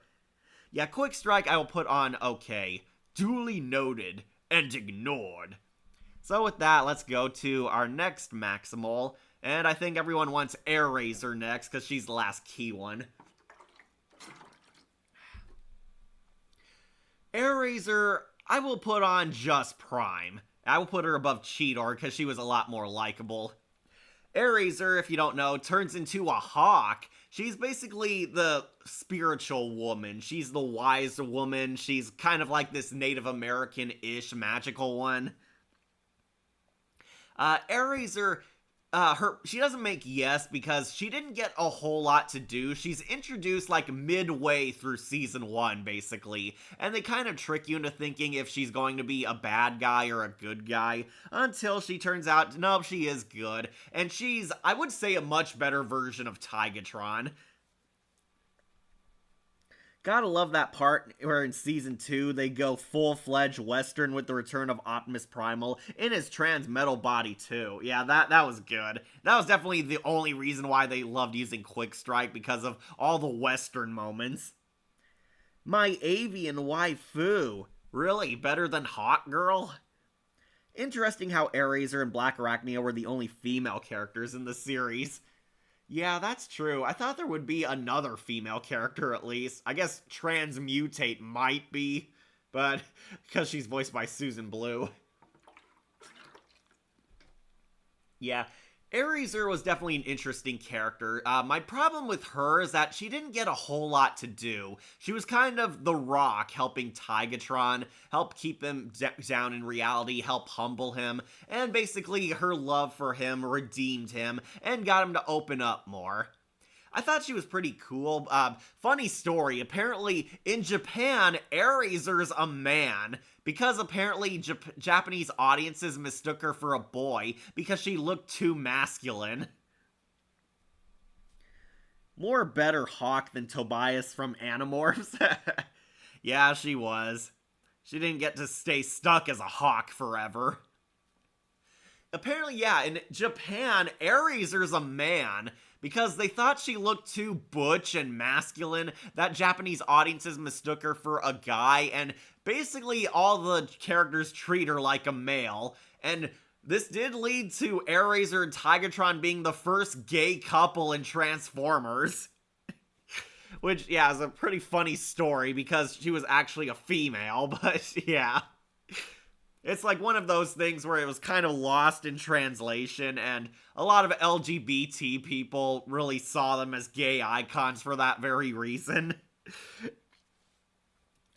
Unfortunately, Air Razor suffers the same fate as Tigatron. She also goes missing because she was abducted by aliens, and the aliens reforged them into Tigerhawk, who is a very less interesting character, and then later dies. And yeah, it was a very abrupt anticlimactic end for these two, just as much as it was for Inferno and Quick Strike. So, I did like her, so I'll put her on just Prime. Okay, so we did her. Let's do a Predacon next. Oh, we gotta do Tarantulas. Yeah, this is Tarantulas, okay. Tarantulas is going on, yes. I will put him under Waspinator. Oh, Tarantulas was one of the best villains of the series and pretty much the Starscream of the show. I arrived late. Yeah, it's okay, James. We got through some of the big name characters. I'll be right back. I'll use the restroom, and you guys can check out who made the tier so far.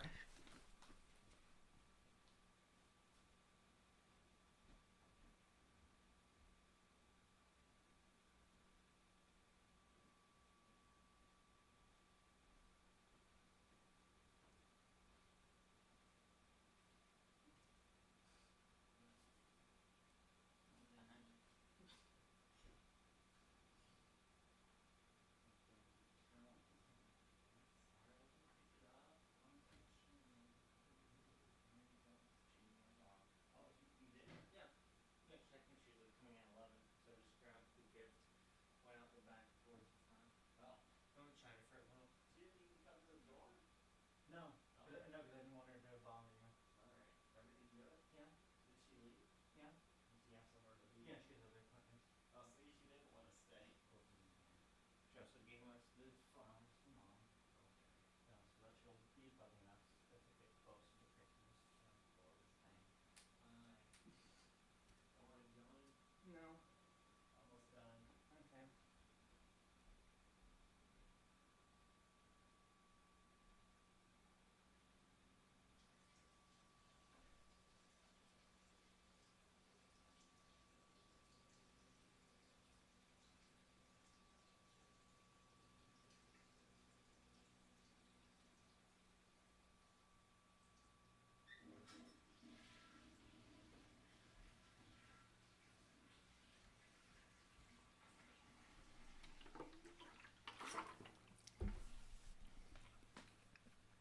Alright, I'm back. Predacons, terrorize! We're on Tarantulas, who is very awesome. This is one of the best villains of the show, and he is by far a better Starscream than Terrorsaur ever was, and almost better than Black Arachnia. Tarantulas is a creepy villain. He is very disturbing, it's very psychotic, very evil, and he's one of the few Predacons that eats people. He eats both people and Maximals. Tarantulas is the better Starscream, very schemy, cunning, and definitely not afraid to betray anyone. One of my personal favorite Predacons. He's like a mix of Starscream and Soundwave. Yeah, definitely. All the coolest aspects. He even played with Black Arachnia's mind for a while to achieve some of his goals. Yeah, that was also disturbing. He also mind raped Black Arachnia and kept a fragment of his soul tied to her. It was nice they brought him back for Transformers Earthspark. Was it really? Earthspark is pretty bad.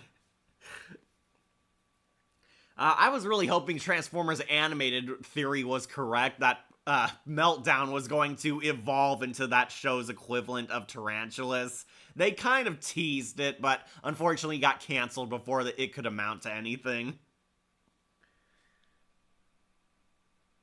Can you pass list of past rankings, please?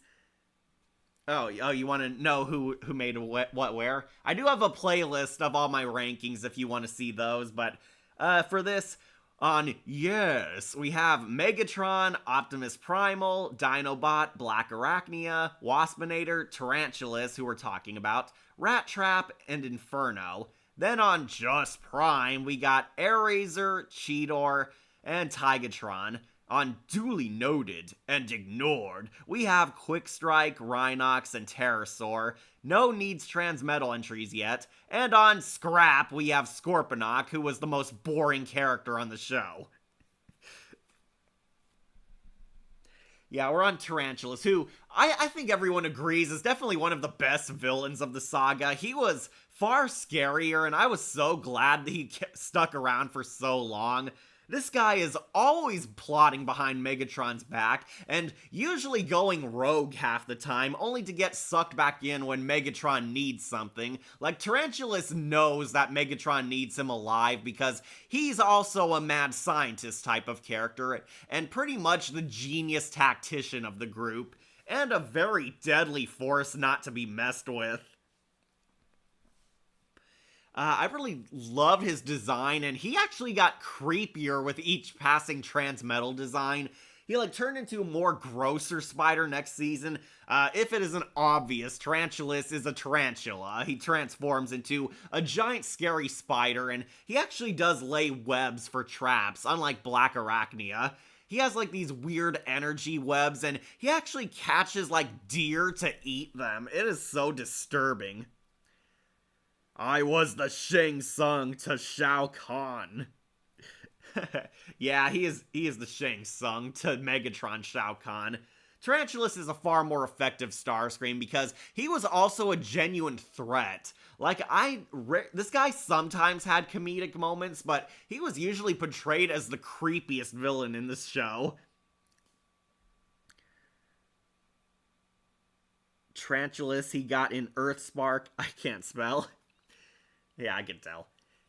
I do he was also pretty monstrous too. He kept Black Arachnia held hostage because his soul was transferred into her very briefly. Then he kept a psychic link once he got his body back and used Black Arachnia as his own minion and slave to do whatever he wanted. It was portrayed kind of like a creepy domestic abuse style kind of drama.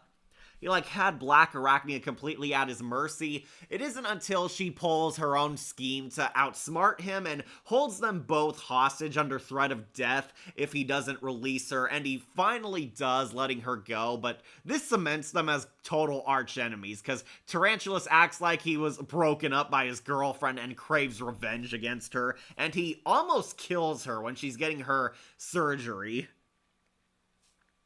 He has a Harley Quinn kind of relationship with her. Yeah, almost, except Black Arachnia definitely did not love Tarantulas. Am I mistaken? Only a little. Black Arachnia did not reciprocate any feelings for Tarantulas. It was clearly one-sided.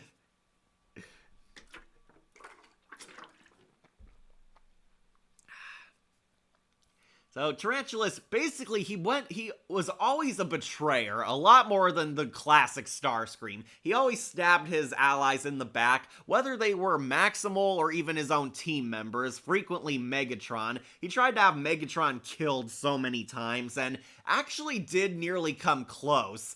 He had Megatron dumped in the lava pit himself, which did kill him, only for the power of the OG Megatron Spark to revive him and reborn him into Dragon Megatron, where he promptly resurrected and threw the spider away. However, Tarantulas is also very hard to kill because he has mini spider drones that can help rebuild him.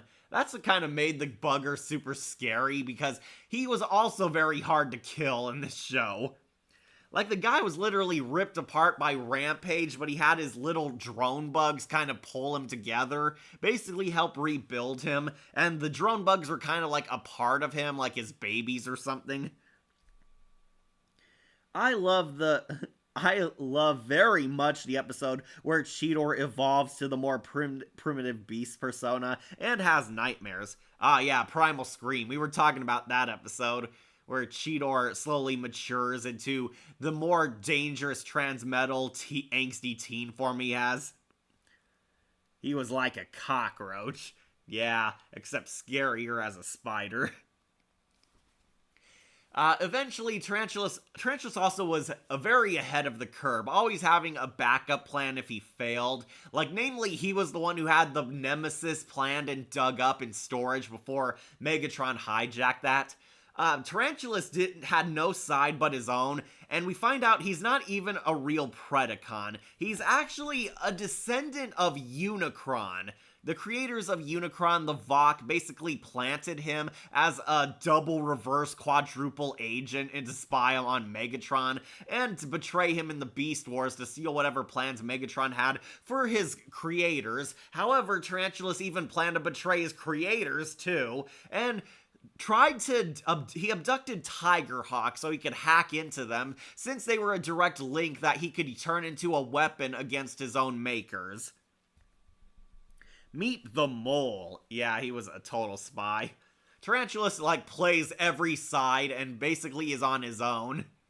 Like, he hacked into Tigerhawk, but then that triggers something, and the Vox Souls are very angry and basically attack him, and he suffers this really brutal death where he tries to destroy them, only to get electrocuted by his own machines, which completely blow him up and destroy every fragment of him. It is a very savage death, and I will say he had the most savage villain death in the entire series. It was so satisfying to see him get his comeuppance.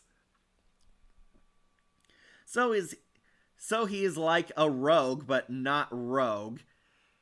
No, he was... Yeah, he went rogue, but he also allied with whatever side that helped him.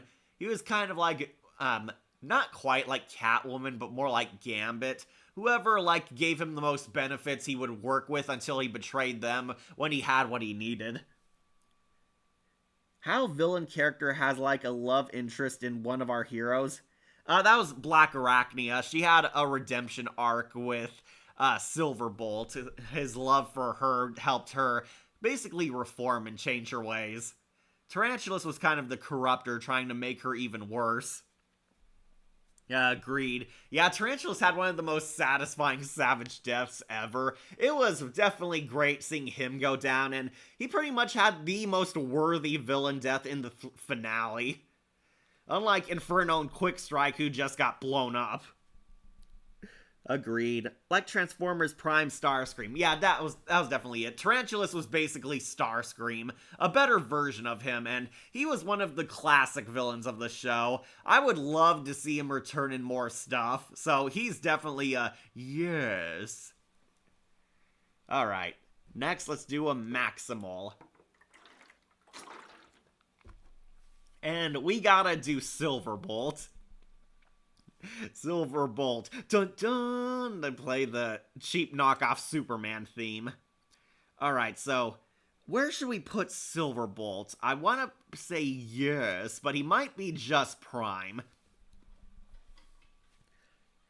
Side note, you should do Reboot next live stream. Reboot. The other first CGI show. Maybe. I've met Bumblebee once. Well, there was a car with the S symbol. Yeah, I've seen a lot of Bumblebees driving by. Alright, so Silverbolt. He was the other Fuzzor / Triple Changer. He was basically the knight in shining armor. He was the noble one, the Superman, the one who liked being a classical do-gooder hero, and the one who redeems Black Arachnia with his good, just heart. Silverbolt could transform into a wolf and I believe a griffin. He was basically like a flying wolf, kind of. Also a triple changer. He was also the last character voiced by Scott McNeil in the show, who did this very corny, cheesy, old-school superhero kind of voice for him. Silverbolt initially was a villain on the side of the Predacons, but he was being tricked by them and slowly put together that Megatron was not the honorable warrior he thought. He was like mostly grateful that he got him online and was helping save his life. However, in his first one-on-one fight with Optimus Primal, he realizes that he doesn't like the Predacons, and he sees his enemies as the true heroes with honor, and joins them. Optimus Primal is like his closest friend and welcomes him with open arms, and he essentially joins them. His key arc is that he has a crush on Black Arachnia, and they slowly bond and open up to each other. She's like the Catwoman to his Batman. Originally was with the Predacons, but had his doubt and does go to the Maximals. Yeah, that is the thing. Yeah, that was like his only non-Black Arachnia related arc. Basically, Silverbolt's crush actually realistically creates problems trusting him among the Maximals, as they think he's like so love-smitten, he's giving her too much leeway, and they still think she's evil. And basically, they don't trust him, but Silverbolt believes there is good in her and still keeps that faith, and funny enough, he actually fights them. I remember when they had to lock him up in quarters, and he punches through the door, knocking Cheetor out, and tries apologizing for it. Megatron and Optimus were different to this Autobot's personas in the main series. Yeah, if you don't know, Megatron and Optimus, these are descendants of the classic Optimus Prime and Megatron. This is Optimus Primal, who's a monkey, not a truck, and Megatron is like the great descendant of the original Megatron. The Megatron we know basically named all his sons and daughters after him because he's a huge egotist. He's more like Megatron the Fifth or something. Well, at least I'm learning about the show by watching this. Gonna watch Beast Wars after this. Hope you do. Really good show. Yeah, these are basically the descendants. The beast machines are basically the descendants of the original Autobots and Decepticons. They can now transform into animals because they evolved that much. Where was I? Oh yeah, Silverbolt. Yeah, Silverbolt at least had a very likable, charming personality. He was kind of a knight, a knight in shining armor. He liked being the hero, he liked being the good guy. He was often the voice of reason and idealism in the group, convincing the Maximals to do the right thing. And his story arc was he had a crush on Black Arachnia, and they got into a lot of rom-com hijinks. I do love that he trusts that Black Arachnia won't shoot him, and she, like, kneecaps him with her gun. Like, you shot me! Duh, 'cause I'm evil! Yet, it was not a fatal wound, which is a sign that you're good. Okay, I have to tell a Transformer joke. It will get very confusing in family reunions. Yeah, he and Black Arachnia basically bring out the good in each other. She thinks she's corrupting him, but really he's influencing her to do the right thing. And she slowly grows to genuinely love him. They really make out a lot. I was kind of surprised how much their banter got away with innuendos. And they do full-blown kiss and French each other. Like I said, their relationship is just adorable. Why did Optimus Prime buy a flashlight? Came back as Jetstorm and Beast Machines for redemption. Oh yeah, you don't remember, Silverbolt gets his spark destroyed and transplanted into Jetstorm, and Black Arachnia is now the one who has to save him by bringing the good back into him, reminding him that they were once a couple back in the Beast War days. To light our darkest hour. Yeah, good one. Okay, so unfortunately, I don't think Silverbolt got much to do outside of his romance with Black Arachnia. The two kind of revolved around each other. They went hand in hand, but unlike Black Arachnia, who had a lot more character because she existed before him, Silverbolt didn't have as much spotlight on himself. Gosh, I think I might put him in just Prime, but definitely the high one. Yeah, I will put Silverbolt on just Prime. He's introduced a bit late in the series, but he had a very good role, and his and Black Arachnia's relationship drama was a huge fun point of the show, and definitely cute and adorable. I adore Silverbolt. I will put him on just Prime, but he was not one of the main stars of the show.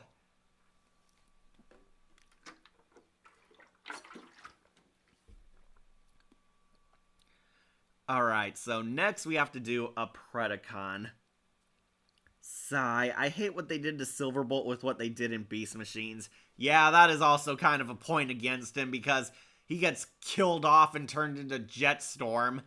And they do their romance all over again with Black Arachnia being the good one, trying to bring him back to the light, and he's slowly remembering he was a good guy, like how Black Arachnia does. Yeah, screw Beast Machines, that is scrap. I'd rather watch Sentinel Prime than Beast Machines. Alright, we gotta do Rampage next. He's the big profile Predacon. And honestly, I'm kind of split on where to put Rampage. This guy is supposed to be like the Hannibal Lecter of Beast Wars, but I had kind of trouble getting that impression. Rampage is basically a psychotic Predacon convict who eats people. However, he's also this hyper-intelligent planner slash juggernaut who's unstoppable and capable of destroying anything, and he's cool in his first episode, then after that he just becomes a mindless jobber. More better Rampage than the Rampage of Revenge of the Fallen. Oh yeah, Rampage had a cameo in Revenge of the Fallen where he just gets punk killed by Bumblebee. Sentinel Prime in Transformers 1 is good. Yeah, he definitely is. He was more of a love-to-hate villain than the animated one was, where he was just a prick. Rampage, if it's hard to tell, he turns into like a crab. He's like a giant killer crab. The crab people. Crab people. Rampage was basically a test subject where he was made to devise the ultimate weapon of destruction. However, he broke free, went loose, and he was like crammed into a stasis pod to be frozen forever, but that pod eventually landed on Earth, where in Black Arachnia and Silverbolt's first love episode, they stumble upon it and he escapes and goes on a rampage. Rampage was I mean, he has his uses, but is not as memorable as the others. Yeah, Rampage was unfortunately a character who falls extremely short. They set him up like he's going to be this big epic villain, but he got completely upstaged and sidelined. Literally Waspinator and Inferno were more enjoyable than he was. The one arc Rampage had is that he's arch enemies with Depth Charge, because Rampage apparently serial killed his entire home village, and Depth Charge became his arch enemy, constantly hunting him down to kill him to gain revenge and avenge his dead family and loved ones. However, this rarely ever comes up, and that was kind of a problem. It's only the major focus in literally his death episode. Crap, my earbud died. Well, no audio till charged. Oh, that's too bad. Well, I'll put Rampage. I might put Rampage on duly noted and ignored. I'm putting him under Quick Strike, because Quick Strike was at least funny. Rampage was never played for laughs. He was mostly dead serious, which unfortunately made him very boring. Gotta love that final fight between Depth Charge and Rampage. Yeah, that definitely earned him points to be above Scrap. His fight with Depth Charge was one of the most epic in the series, and they are both out for blood at this point. We find out they're fighting, and Rampage basically tricks Depth Charge by wanting him to kill him and use him as a suicide bomber to free the Nemesis from the ocean floor it's trapped in.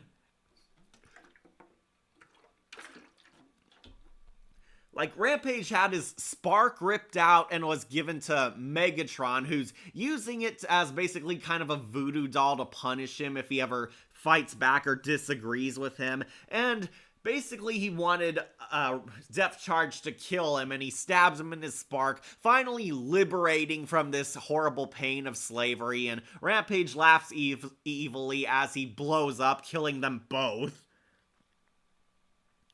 And he dies. Yeah, he dies, and they actually did give him a grandiose villain send-off just like Tarantulas, which I will give credit for because it was actually coming full circle for his character. Unlike Inferno and Quick Strike, who just got blown up.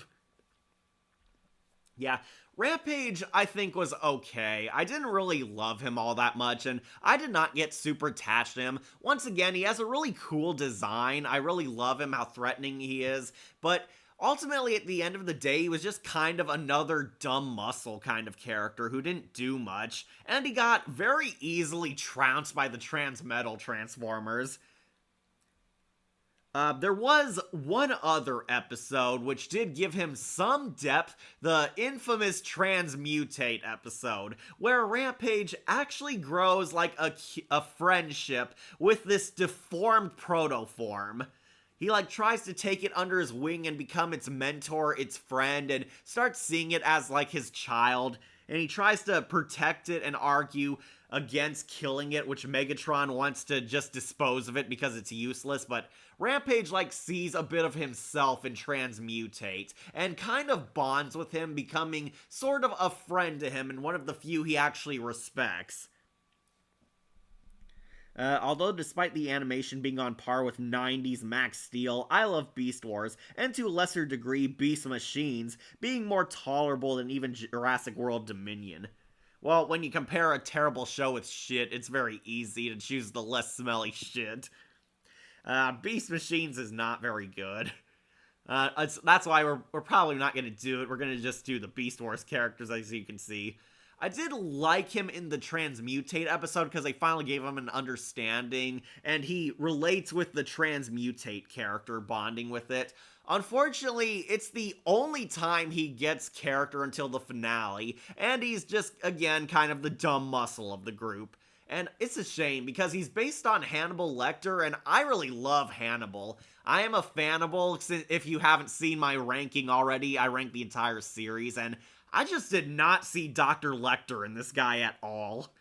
Rampage is duly noted and ignored, which means next time we gotta pick a Maximal. We only have a few left. So, I'll be right back. Next up, we'll do Depth Charge.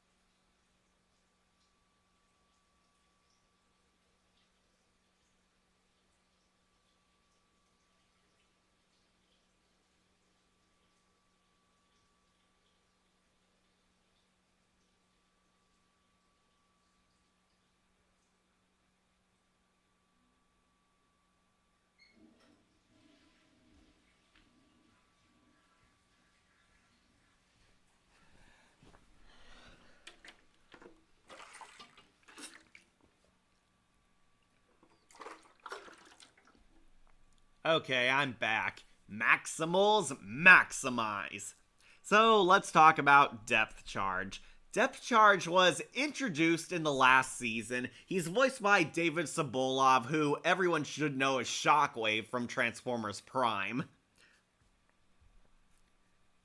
And he was definitely an interesting character. I thought he was cool. He transforms into a stingray, basically. He was the underwater transformer, basically. They used him for a lot of swimming missions, underwater, like deep down, deep diving. Depth Charge is hard to love. He's usually a bit of a dick to the others, especially with his first appearances, but he does warm up to the other Maximals eventually. Yeah, that is basically his arc.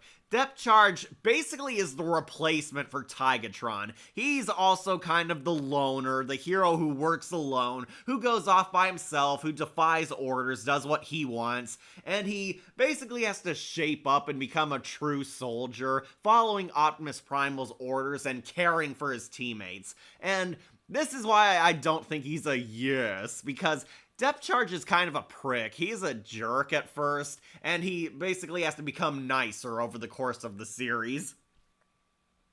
And he's back, yeah, I am. Logic. And Blitzwing from Transformers Bumblebee. Oh, really? He was Blitzwing in the Bumblebee movie. Okay. Yeah, I like Blitzwing. I would have preferred they got his voice actor Bumper Robinson back because he's the classic. But as for Depth Charge, he's not very highly thought of. I do think he has a cool design. He does have a cool animal form, at least, and he was definitely a useful character, very plot relevant. However, he was not as lovable as the Maximals were, because he was basically the jerk of the group, and unlike Dinobot, who had a lot of great character development, Depth Charge had a more straightforward story arc, where basically he had to learn his actions had consequences. Depth Charge I might put on duly noted and ignored. Like, he was definitely an interesting character. He had potential. His most interesting episode was, ironically, the one he dies in.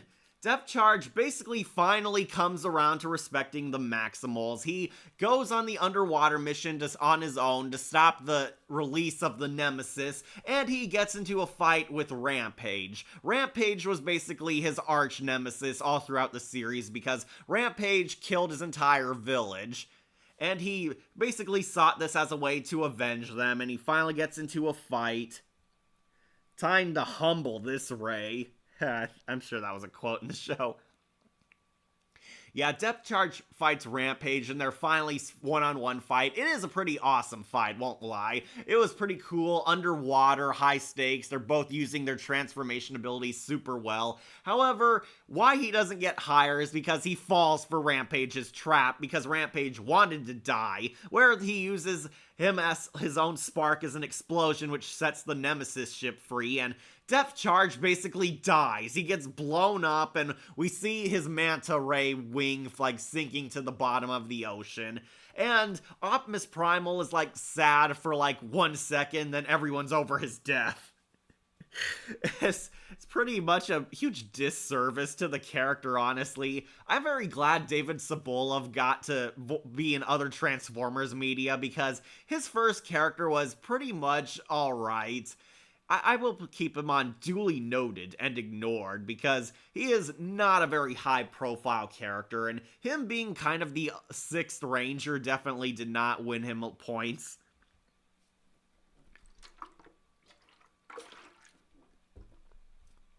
Alright, so next we should do a Predacons, and I think we got the last major one, Dinobot 2. Okay, so after Dinobot died, Megatron basically made a clone of Dinobot, this time one that was programmed to be more faithful to him. And it's pretty much Scott McNeil again, and this time he's white and red instead of his old colors. And he turns into, like, a cybernetic Velociraptor, which I thought was pretty cool. Dinobot 2 is basically a more loyal version of Dinobot, working by Megatron's side and doing whatever he says. We should add a hydration counter for each time Cat drinks water. Yeah, I am talking a lot, man. Give me some slack. So basically, he basically is a clone working for Megatron. He doesn't exactly gain an arc until the end. Basically, he's back, and none of the Maximals are really weirded out to see a clone of their dead best friend is now combating them. It's like, never looked at. I love the Frankenstein reference with Megatron and Waspinator creating a Dinobot clone. Yeah, that was pretty funny. Pretty funny. It's alive! So, I actually thought he had a really cool design. This definitely earned him points because he looks cool in both his robot mode and his beast mode, basically. He has this really cool cybernetic Velociraptor. However, he's basically just the Predator. He likes being a warrior for the thrill of the hunt. And one of his most important solo missions is he hunts down Black Arachne and Silverbolt. And the couple learn to get along. They love each other. And they both outsmart Dinobot, who gets kicked off a cliff or something. It's alive! My personal favorite design of a metal raptor, sure, the original raptor is nice, but come on, it's a metal raptor. I agree. He looks so cool. Unfortunately, there was apparently a deleted episode where we were supposed to see Dinobot 2 gaining the original Dinobot's memories. Like, he gets one of the old sparks from his fallen originator, and he looks into it and realizes the character development the original Dinobot went under, found out he didn't like his Megatron and fought for honor and was a good guy and went out a hero, and this Dinobot would slowly undergo a redemption arc. However, the problem is, the staff apparently deleted this episode. Apparently the executives thought it was too dark and too bleak for kids. Ironically, that didn't stop them from showing Beast Machines, but whatever. They ended up deleting this episode where Dinobot 2 would gain the memories of the original Dinobot, and which is a problem because in the finale, he has a redemption arc which comes right the heck out of nowhere. He did it kinda in the final series, but he sacrificed himself again. Yeah, we're getting to that. Would have made more sense with the sudden turn in the finale. Metal, all he needs is a Gatorade. Yeah, so this is the one problem. His redemption arc is so sudden and comes out of nowhere. Like, there was an episode that explained this, but they deleted it. They deleted it and got rid of it, and somehow he remembers being the original Dinobot and turns good because he realizes that Megatron is the true villain, and he's like a dishonorable warrior shooting a bunch of primitives who can't fight back. So, out of nowhere, Dinobot turns good and he sabotages the Nemesis, gives the Maximals time to fight back, and basically betrays Megatron, helps Optimus defeat him, and he sacrifices himself by going down with the ship, dying an honorable warrior a second time, but with barely half the character development the good Dinobot had. A big-lipped alligator moment. Yeah, this is the one problem with this character. His redemption arc is just kind of screwed up. I mean, come on, it's Canadians. They always go dark about as much as their PSAs, like Nostalgia Critic with the grape whistle. Yeah, that's a bit of a weakness with the second half of Season 3. Many plot points being rushed. Yeah, it definitely was. It didn't help that Season 3 is the shortest season, having only 13 episodes, whereas the first season got a full 26 season, and the second one, I think, got at least 16 episodes because there were some two-parters. But this one was kind of rushed. They really plow through the finale, and Dinobot and Megatron are literally the last Predacon standing on the Nemesis. So, this is really hard because I do like his killer form, and he was definitely a cool villain character, but his redemption arc was just bad. I think I actually might show him mercy and put him on Just Prime.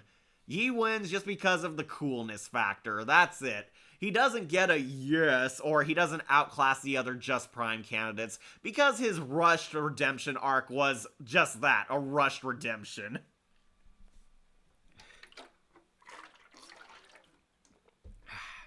So yeah, very cool character, but I would put him on Just Prime, but low Just Prime.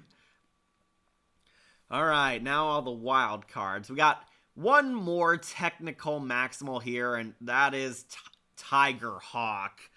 Oh boy, I don't think... Is anyone gonna fight me over this one? I think I'm gonna put Tiger Hawk on Scrap. Yeah, maybe above Scorponok, just because of the coolness factor. Yeah, Tiger Hawk was a completely wasted opportunity and a total lackluster character. If you don't know, Tiger Hawk is basically the spliced fusion of Airazor and Tigatron. Basically, the aliens that abducted them, the Vok, created Tiger Hawk to be kind of their herald, their Silver Surfer, to do their bidding. And Tiger Hawk was basically created from the fused bodies of the fan favorites Tigatron and Airazor into a hybrid character who only had Tigatron's voice actor because they didn't want to pay Pauline anymore. How bad is he? Well, basically he shows up like at the tip end of the final season. Like, Tiger Hawk, starts out as kind of a neutral character, like a chaotic neutral. He's sent to Earth to kill Megatron. However, Optimus Primal is forced to save Megatron because he has the OG Megatron spark, and killing that spark would create destroy the timeline. It would destroy all time and space and the fabric of reality, because if Megatron's original spark dies, that means the original Megatron will not exist to cause events in the future Transformers stories. Kind of like DC's Firestorm. Another rush plot point. Alright, Tigatron returns with a new form, dies in the next episode. Yeah, that was pretty much the bad thing, cool show. Yeah, that was pretty much why people hate this character. This guy was literally only made to sell toys. The execs confirmed this, and even the writers hated this character because they wanted Tigatron and Airazor to come back, but were forced to make this hybrid fusion badass character to sell more toys. Tigerhawk shows up and Optimus Primal essentially wins him over. Tarantulas almost kills him by brainwashing him, but that snaps him out of the brainwashing.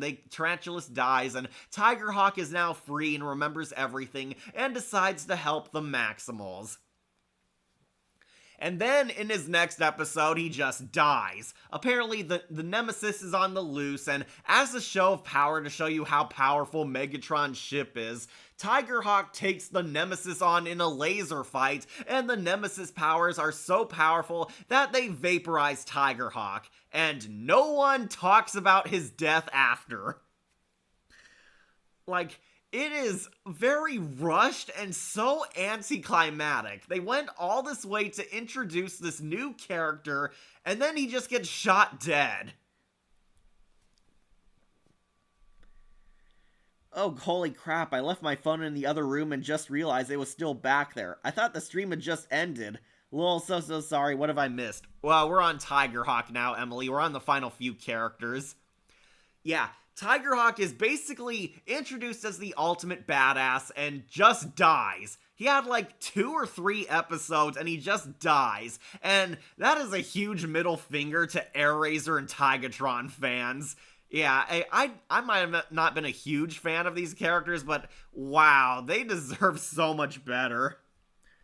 It's Catton time. Yeah, Tigerhawk was just a complete waste, man. They wasted this character, and I don't think anyone's gonna argue with me that he's in scrap. Right above Scorponok, if only because everyone loved Airazor and Tigatron. Alright, so let's put the Vok on needs Transmetal.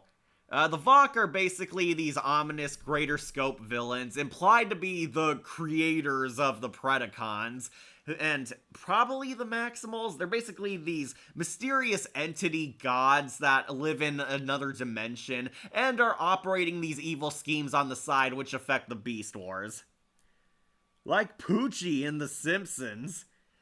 Yeah, but Tigerhawk at least had a cool voice actor. The Vok are on needs Transmetal. They are not very explored. They're kept mysterious, shrouded in mystery, and are basically pulling the strings behind the scenes, and unfortunately, beast machines happen and didn't use them properly. Yeah, they kind of got worse on Beast Machines, and unfortunately in Beast Wars, they have a severe lack of screen time.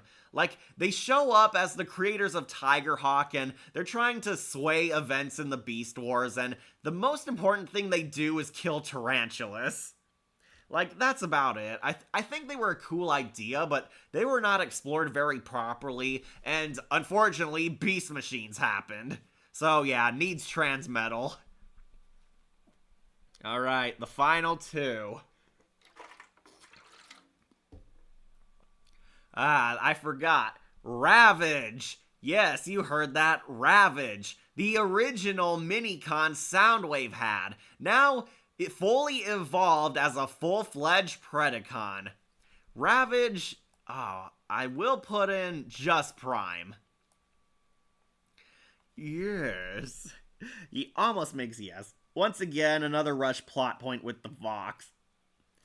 Yeah, I definitely agree. The Vok could have been so cool, but at the end of the day, they were just not explored very well. They were kind of just plot devices. I thought they could have been cool, but they're on needs Transmetal.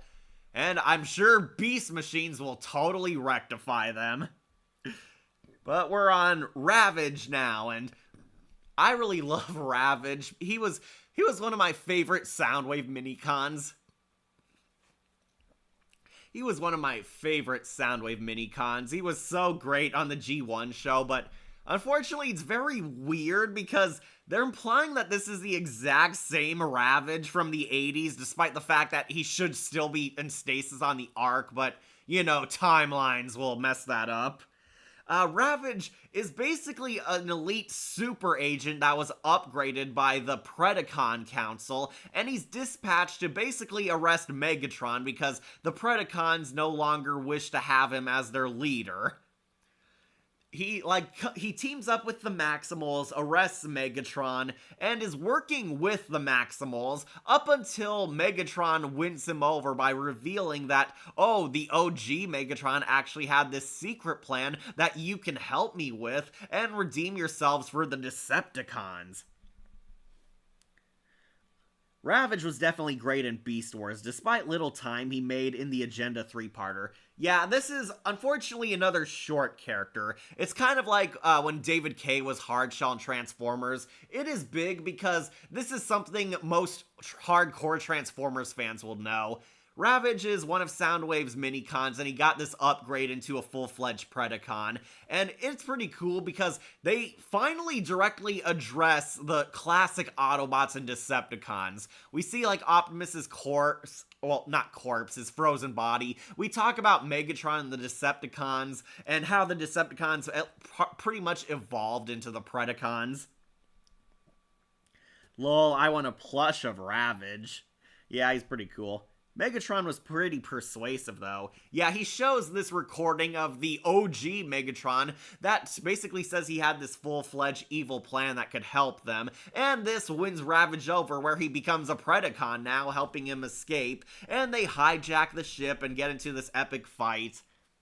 Unfortunately, Ravage doesn't have much of a character, at least like a story arc wise. He definitely had personality. The Lee Talker plays Ravage, and he does a really cool voice. He's like this evil Russian mercenary, and he's definitely pretty fun, pretty shady, and pretty kick-ass. He gets some cool fight scenes, and they basically give him the Predator's weapons. He can turn invisible. He has the lasers, the shoulder cannon. Voiced by Gary Chalk, Beast Wars G1 Megatron. Okay, Gary Chalk was the classic Megatron. Good to know. So basically, Ravage helps Megatron, and then the Maximals, of course, turn the tables. They fight back, and Ravage and Tarantulas both get blown up in the Decepticon ship. Basically, Ravage goes down chanting, "Decepticons forever!" and he gets burned in an explosion, which ironically didn't kill Tarantulas, despite being in the base of that explosion. Have you ever wanted any type of merch of Beast Wars? And what things? Decepticons forever! I did see one of the stores I go to actually had a Black Arachnia action figure. I almost wanted it, but then I saw it didn't transform. It was just her robot mode as more of a solid bendable figure. That really stunk. Alright, hang on, I'll be right back.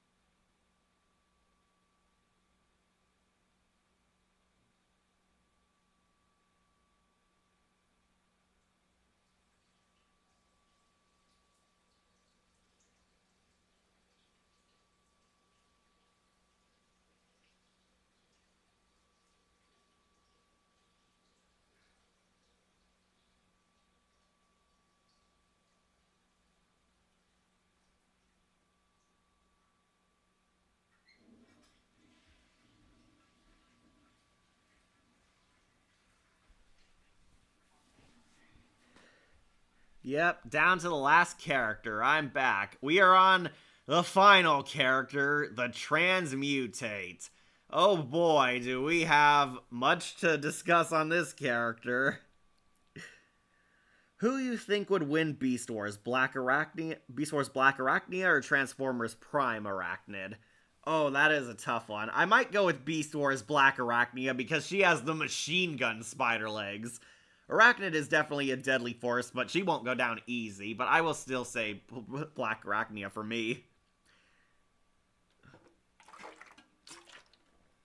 Alright, the Transmutate, from one of the most infamously dark episodes of the series. The Transmutate is basically a symbolic representation of kind of like deformed, defective children. Basically, this thing is a baby protoform that both the Maximals and Predacons fight over. They try and hatch it out of its stasis pod, but it's unfortunately corrupted and born deformed and mentally challenged. The Transmutate is voiced by Susan Blue, who voiced the classic RC from G1 Transformers. He's a special case. Yeah, the Transmutate is this sort of allegory for special needs kids, and a pretty good one too.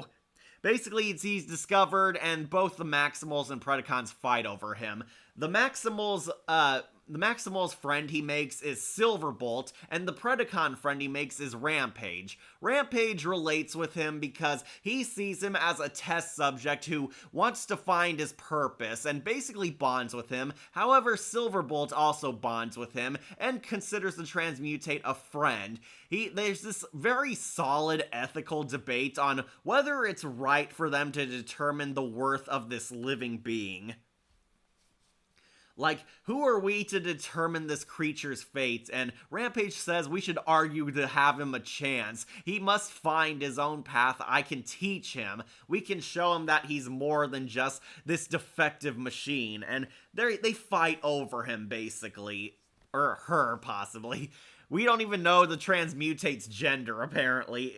And I'm not gonna lie, this thing is really creepy. Like, even just looking at its face, this thing is very disturbing to look at. It has, like, this weird, like, face of the alien from Abyss, the one that comes out of the water, but also this clunky, awkward robot body that doesn't even walk right. She's, like, moving very inhumanly. Me being mildly autistic, that's kind of offensive, but not as offensive as what they did for weaponizing autism in Shane Black's The Predator. Yeah, that was crap.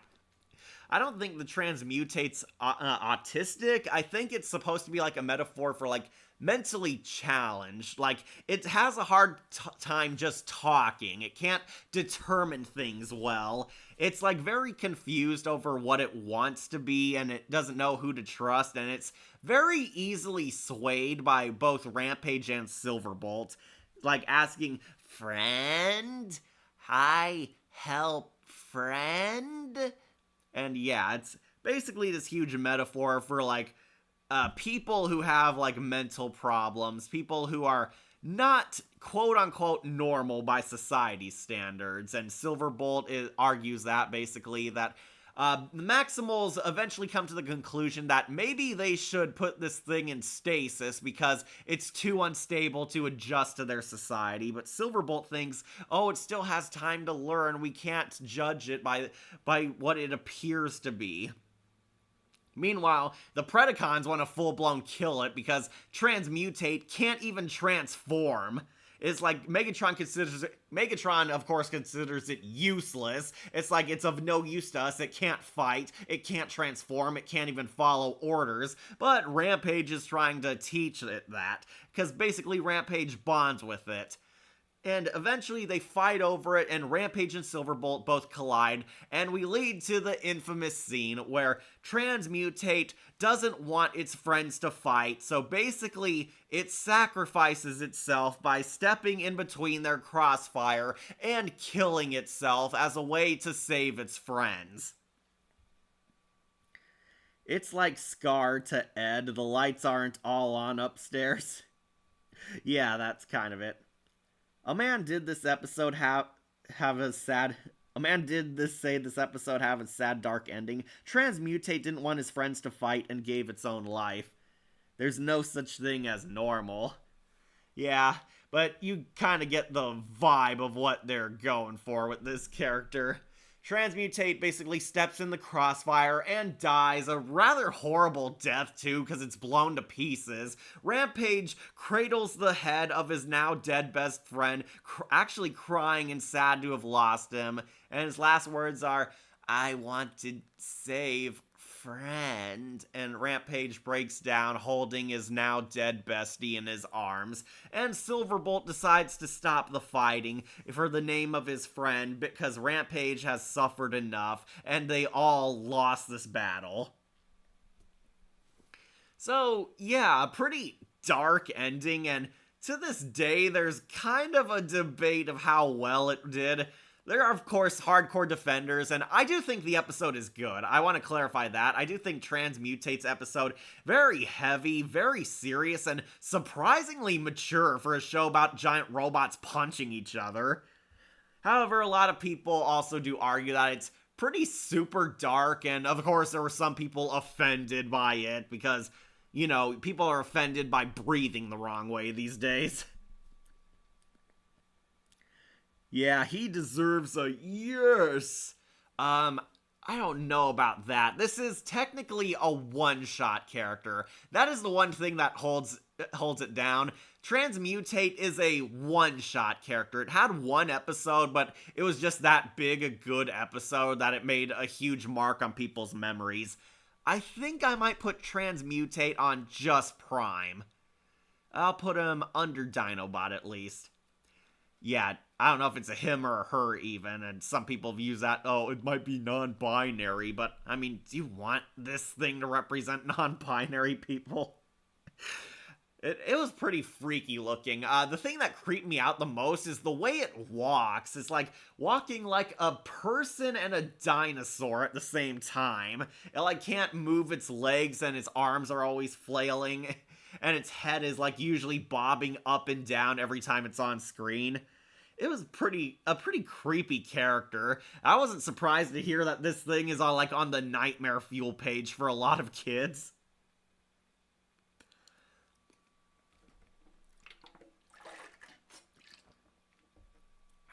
Alright. But yeah, as you can see, that completes our tier list. Transmutate, I put on just Prime. And these are all the characters from Beast Wars. Don't know if we'll do Beast Machines, mostly because I know none of us want to suffer through that again. But yeah, this is my ranking on all the classic characters. Hell, King Ramsey from Courage the Cowardly Dog was more freaky. Yeah, that is true. That is true. Early CGI definitely has a freakiness factor. I definitely don't. Oh, you don't find him that scary? Okay, I can understand that. This thing did look pretty weird, but some people found it scary, some people don't. Some people did, some people don't. So, these are my rankings. If you're joining us now, I'll go over them one last time for you. Down at Scrap is Scorponok for being the most boring character on the show. He wasn't offensively bad, but he was the most wasted and forgettable character in the series, and I was not at all satisfied with him. I think Michael Bay's might have been an improvement of him, actually. Do RID 2015 instead, or Cyberverse, since you've enjoyed it so much. Oh, you mean Robots in Disguise, or Cyberverse.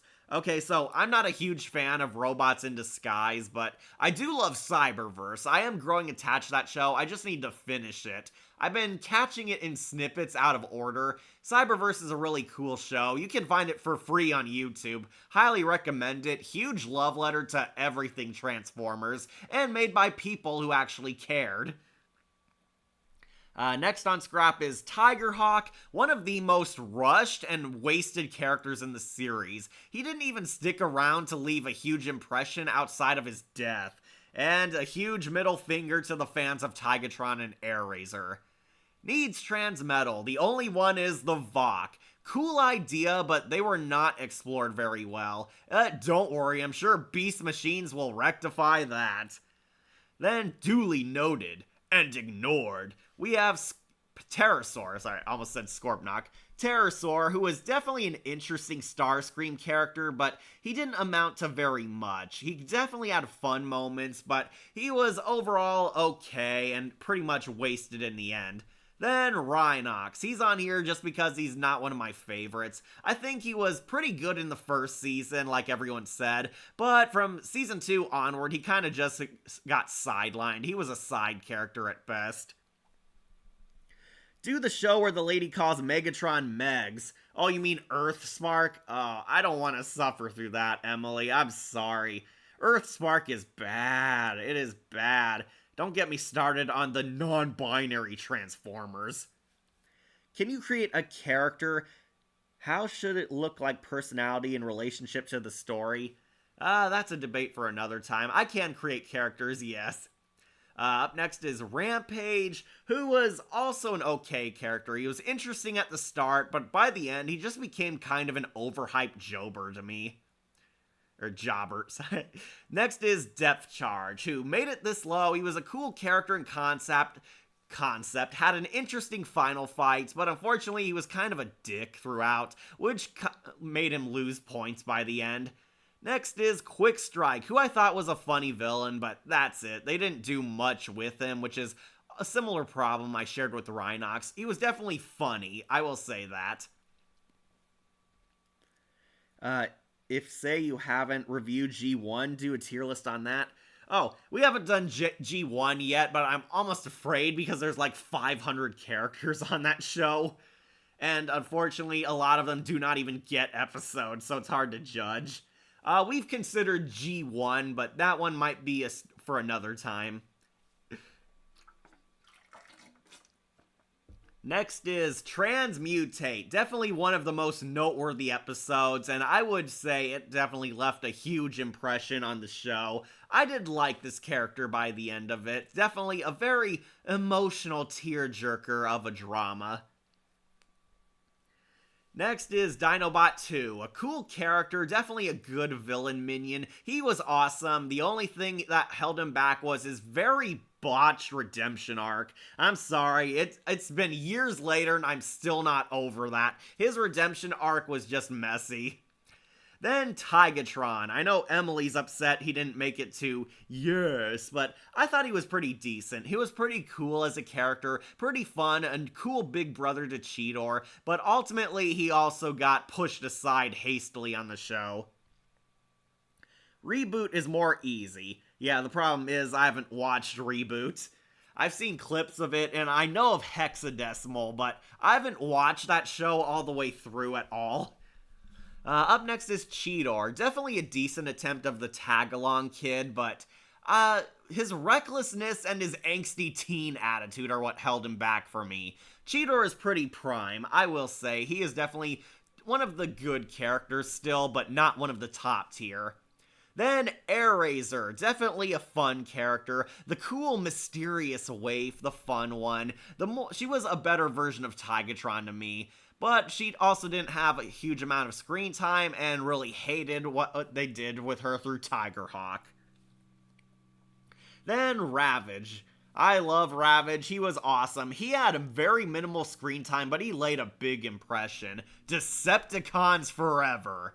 And last top just prime is Silverbolt, good old-fashioned knight in shining armor. He is awesome, he's cheesy, he's adorable, but his romance with Black Arachnia is so cute. I will admit, their romance was definitely one of the highlights. My only problem is I just wish he got to do more other than the love story. Hi, I heard there was a deleted episode about Rat Trap trying to get Dinobot 2 by using some memory Dinobot left behind. Yeah, we discussed that. That was supposed to help with Dinobot's redemption arc, but unfortunately it got deleted because apparently the executives thought it was too dark and scary to show kids. So they deleted that one for a silly filler episode about them babysitting the proto-humans. More better Ravage than Revenge of the Fallen. Yeah, because this Ravage actually looked like a cat.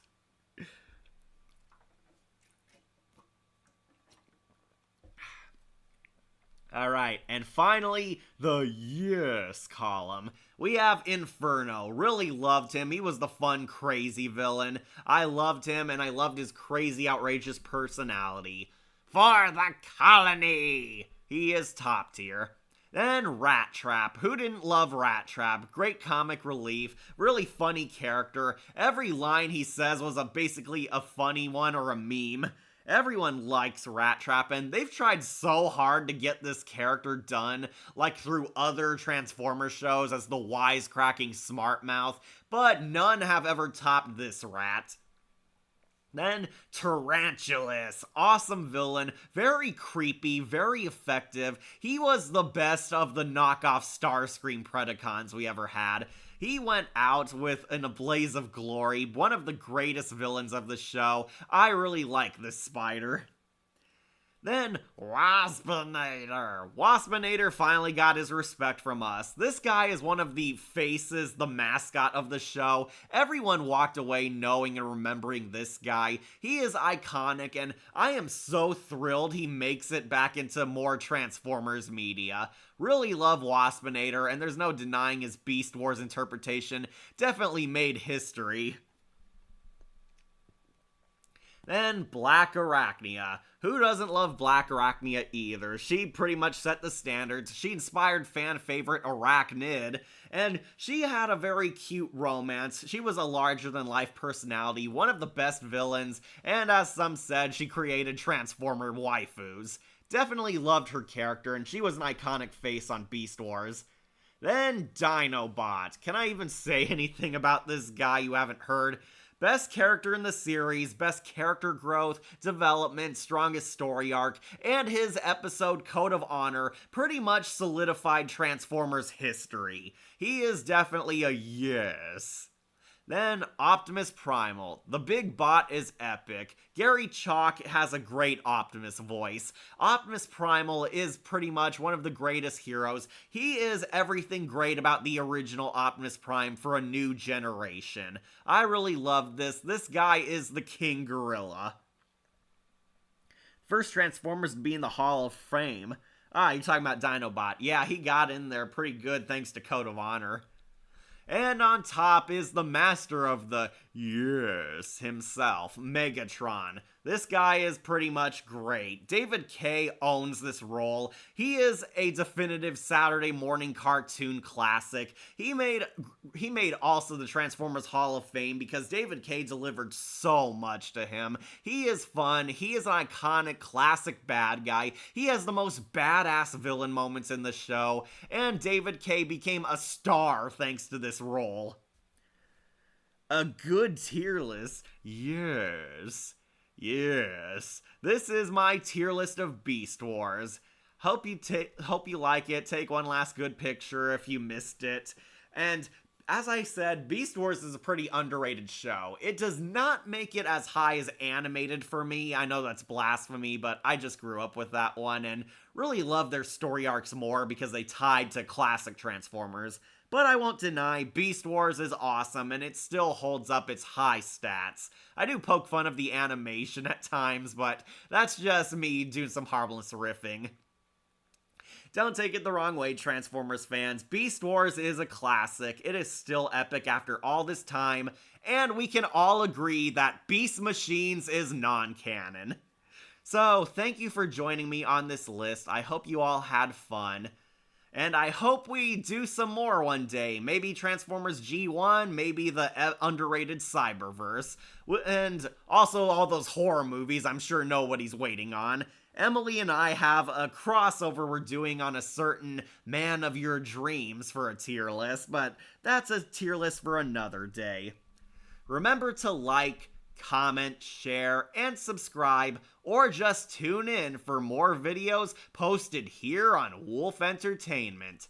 I'm your host, Catastrophe, and I hope your day is just prime.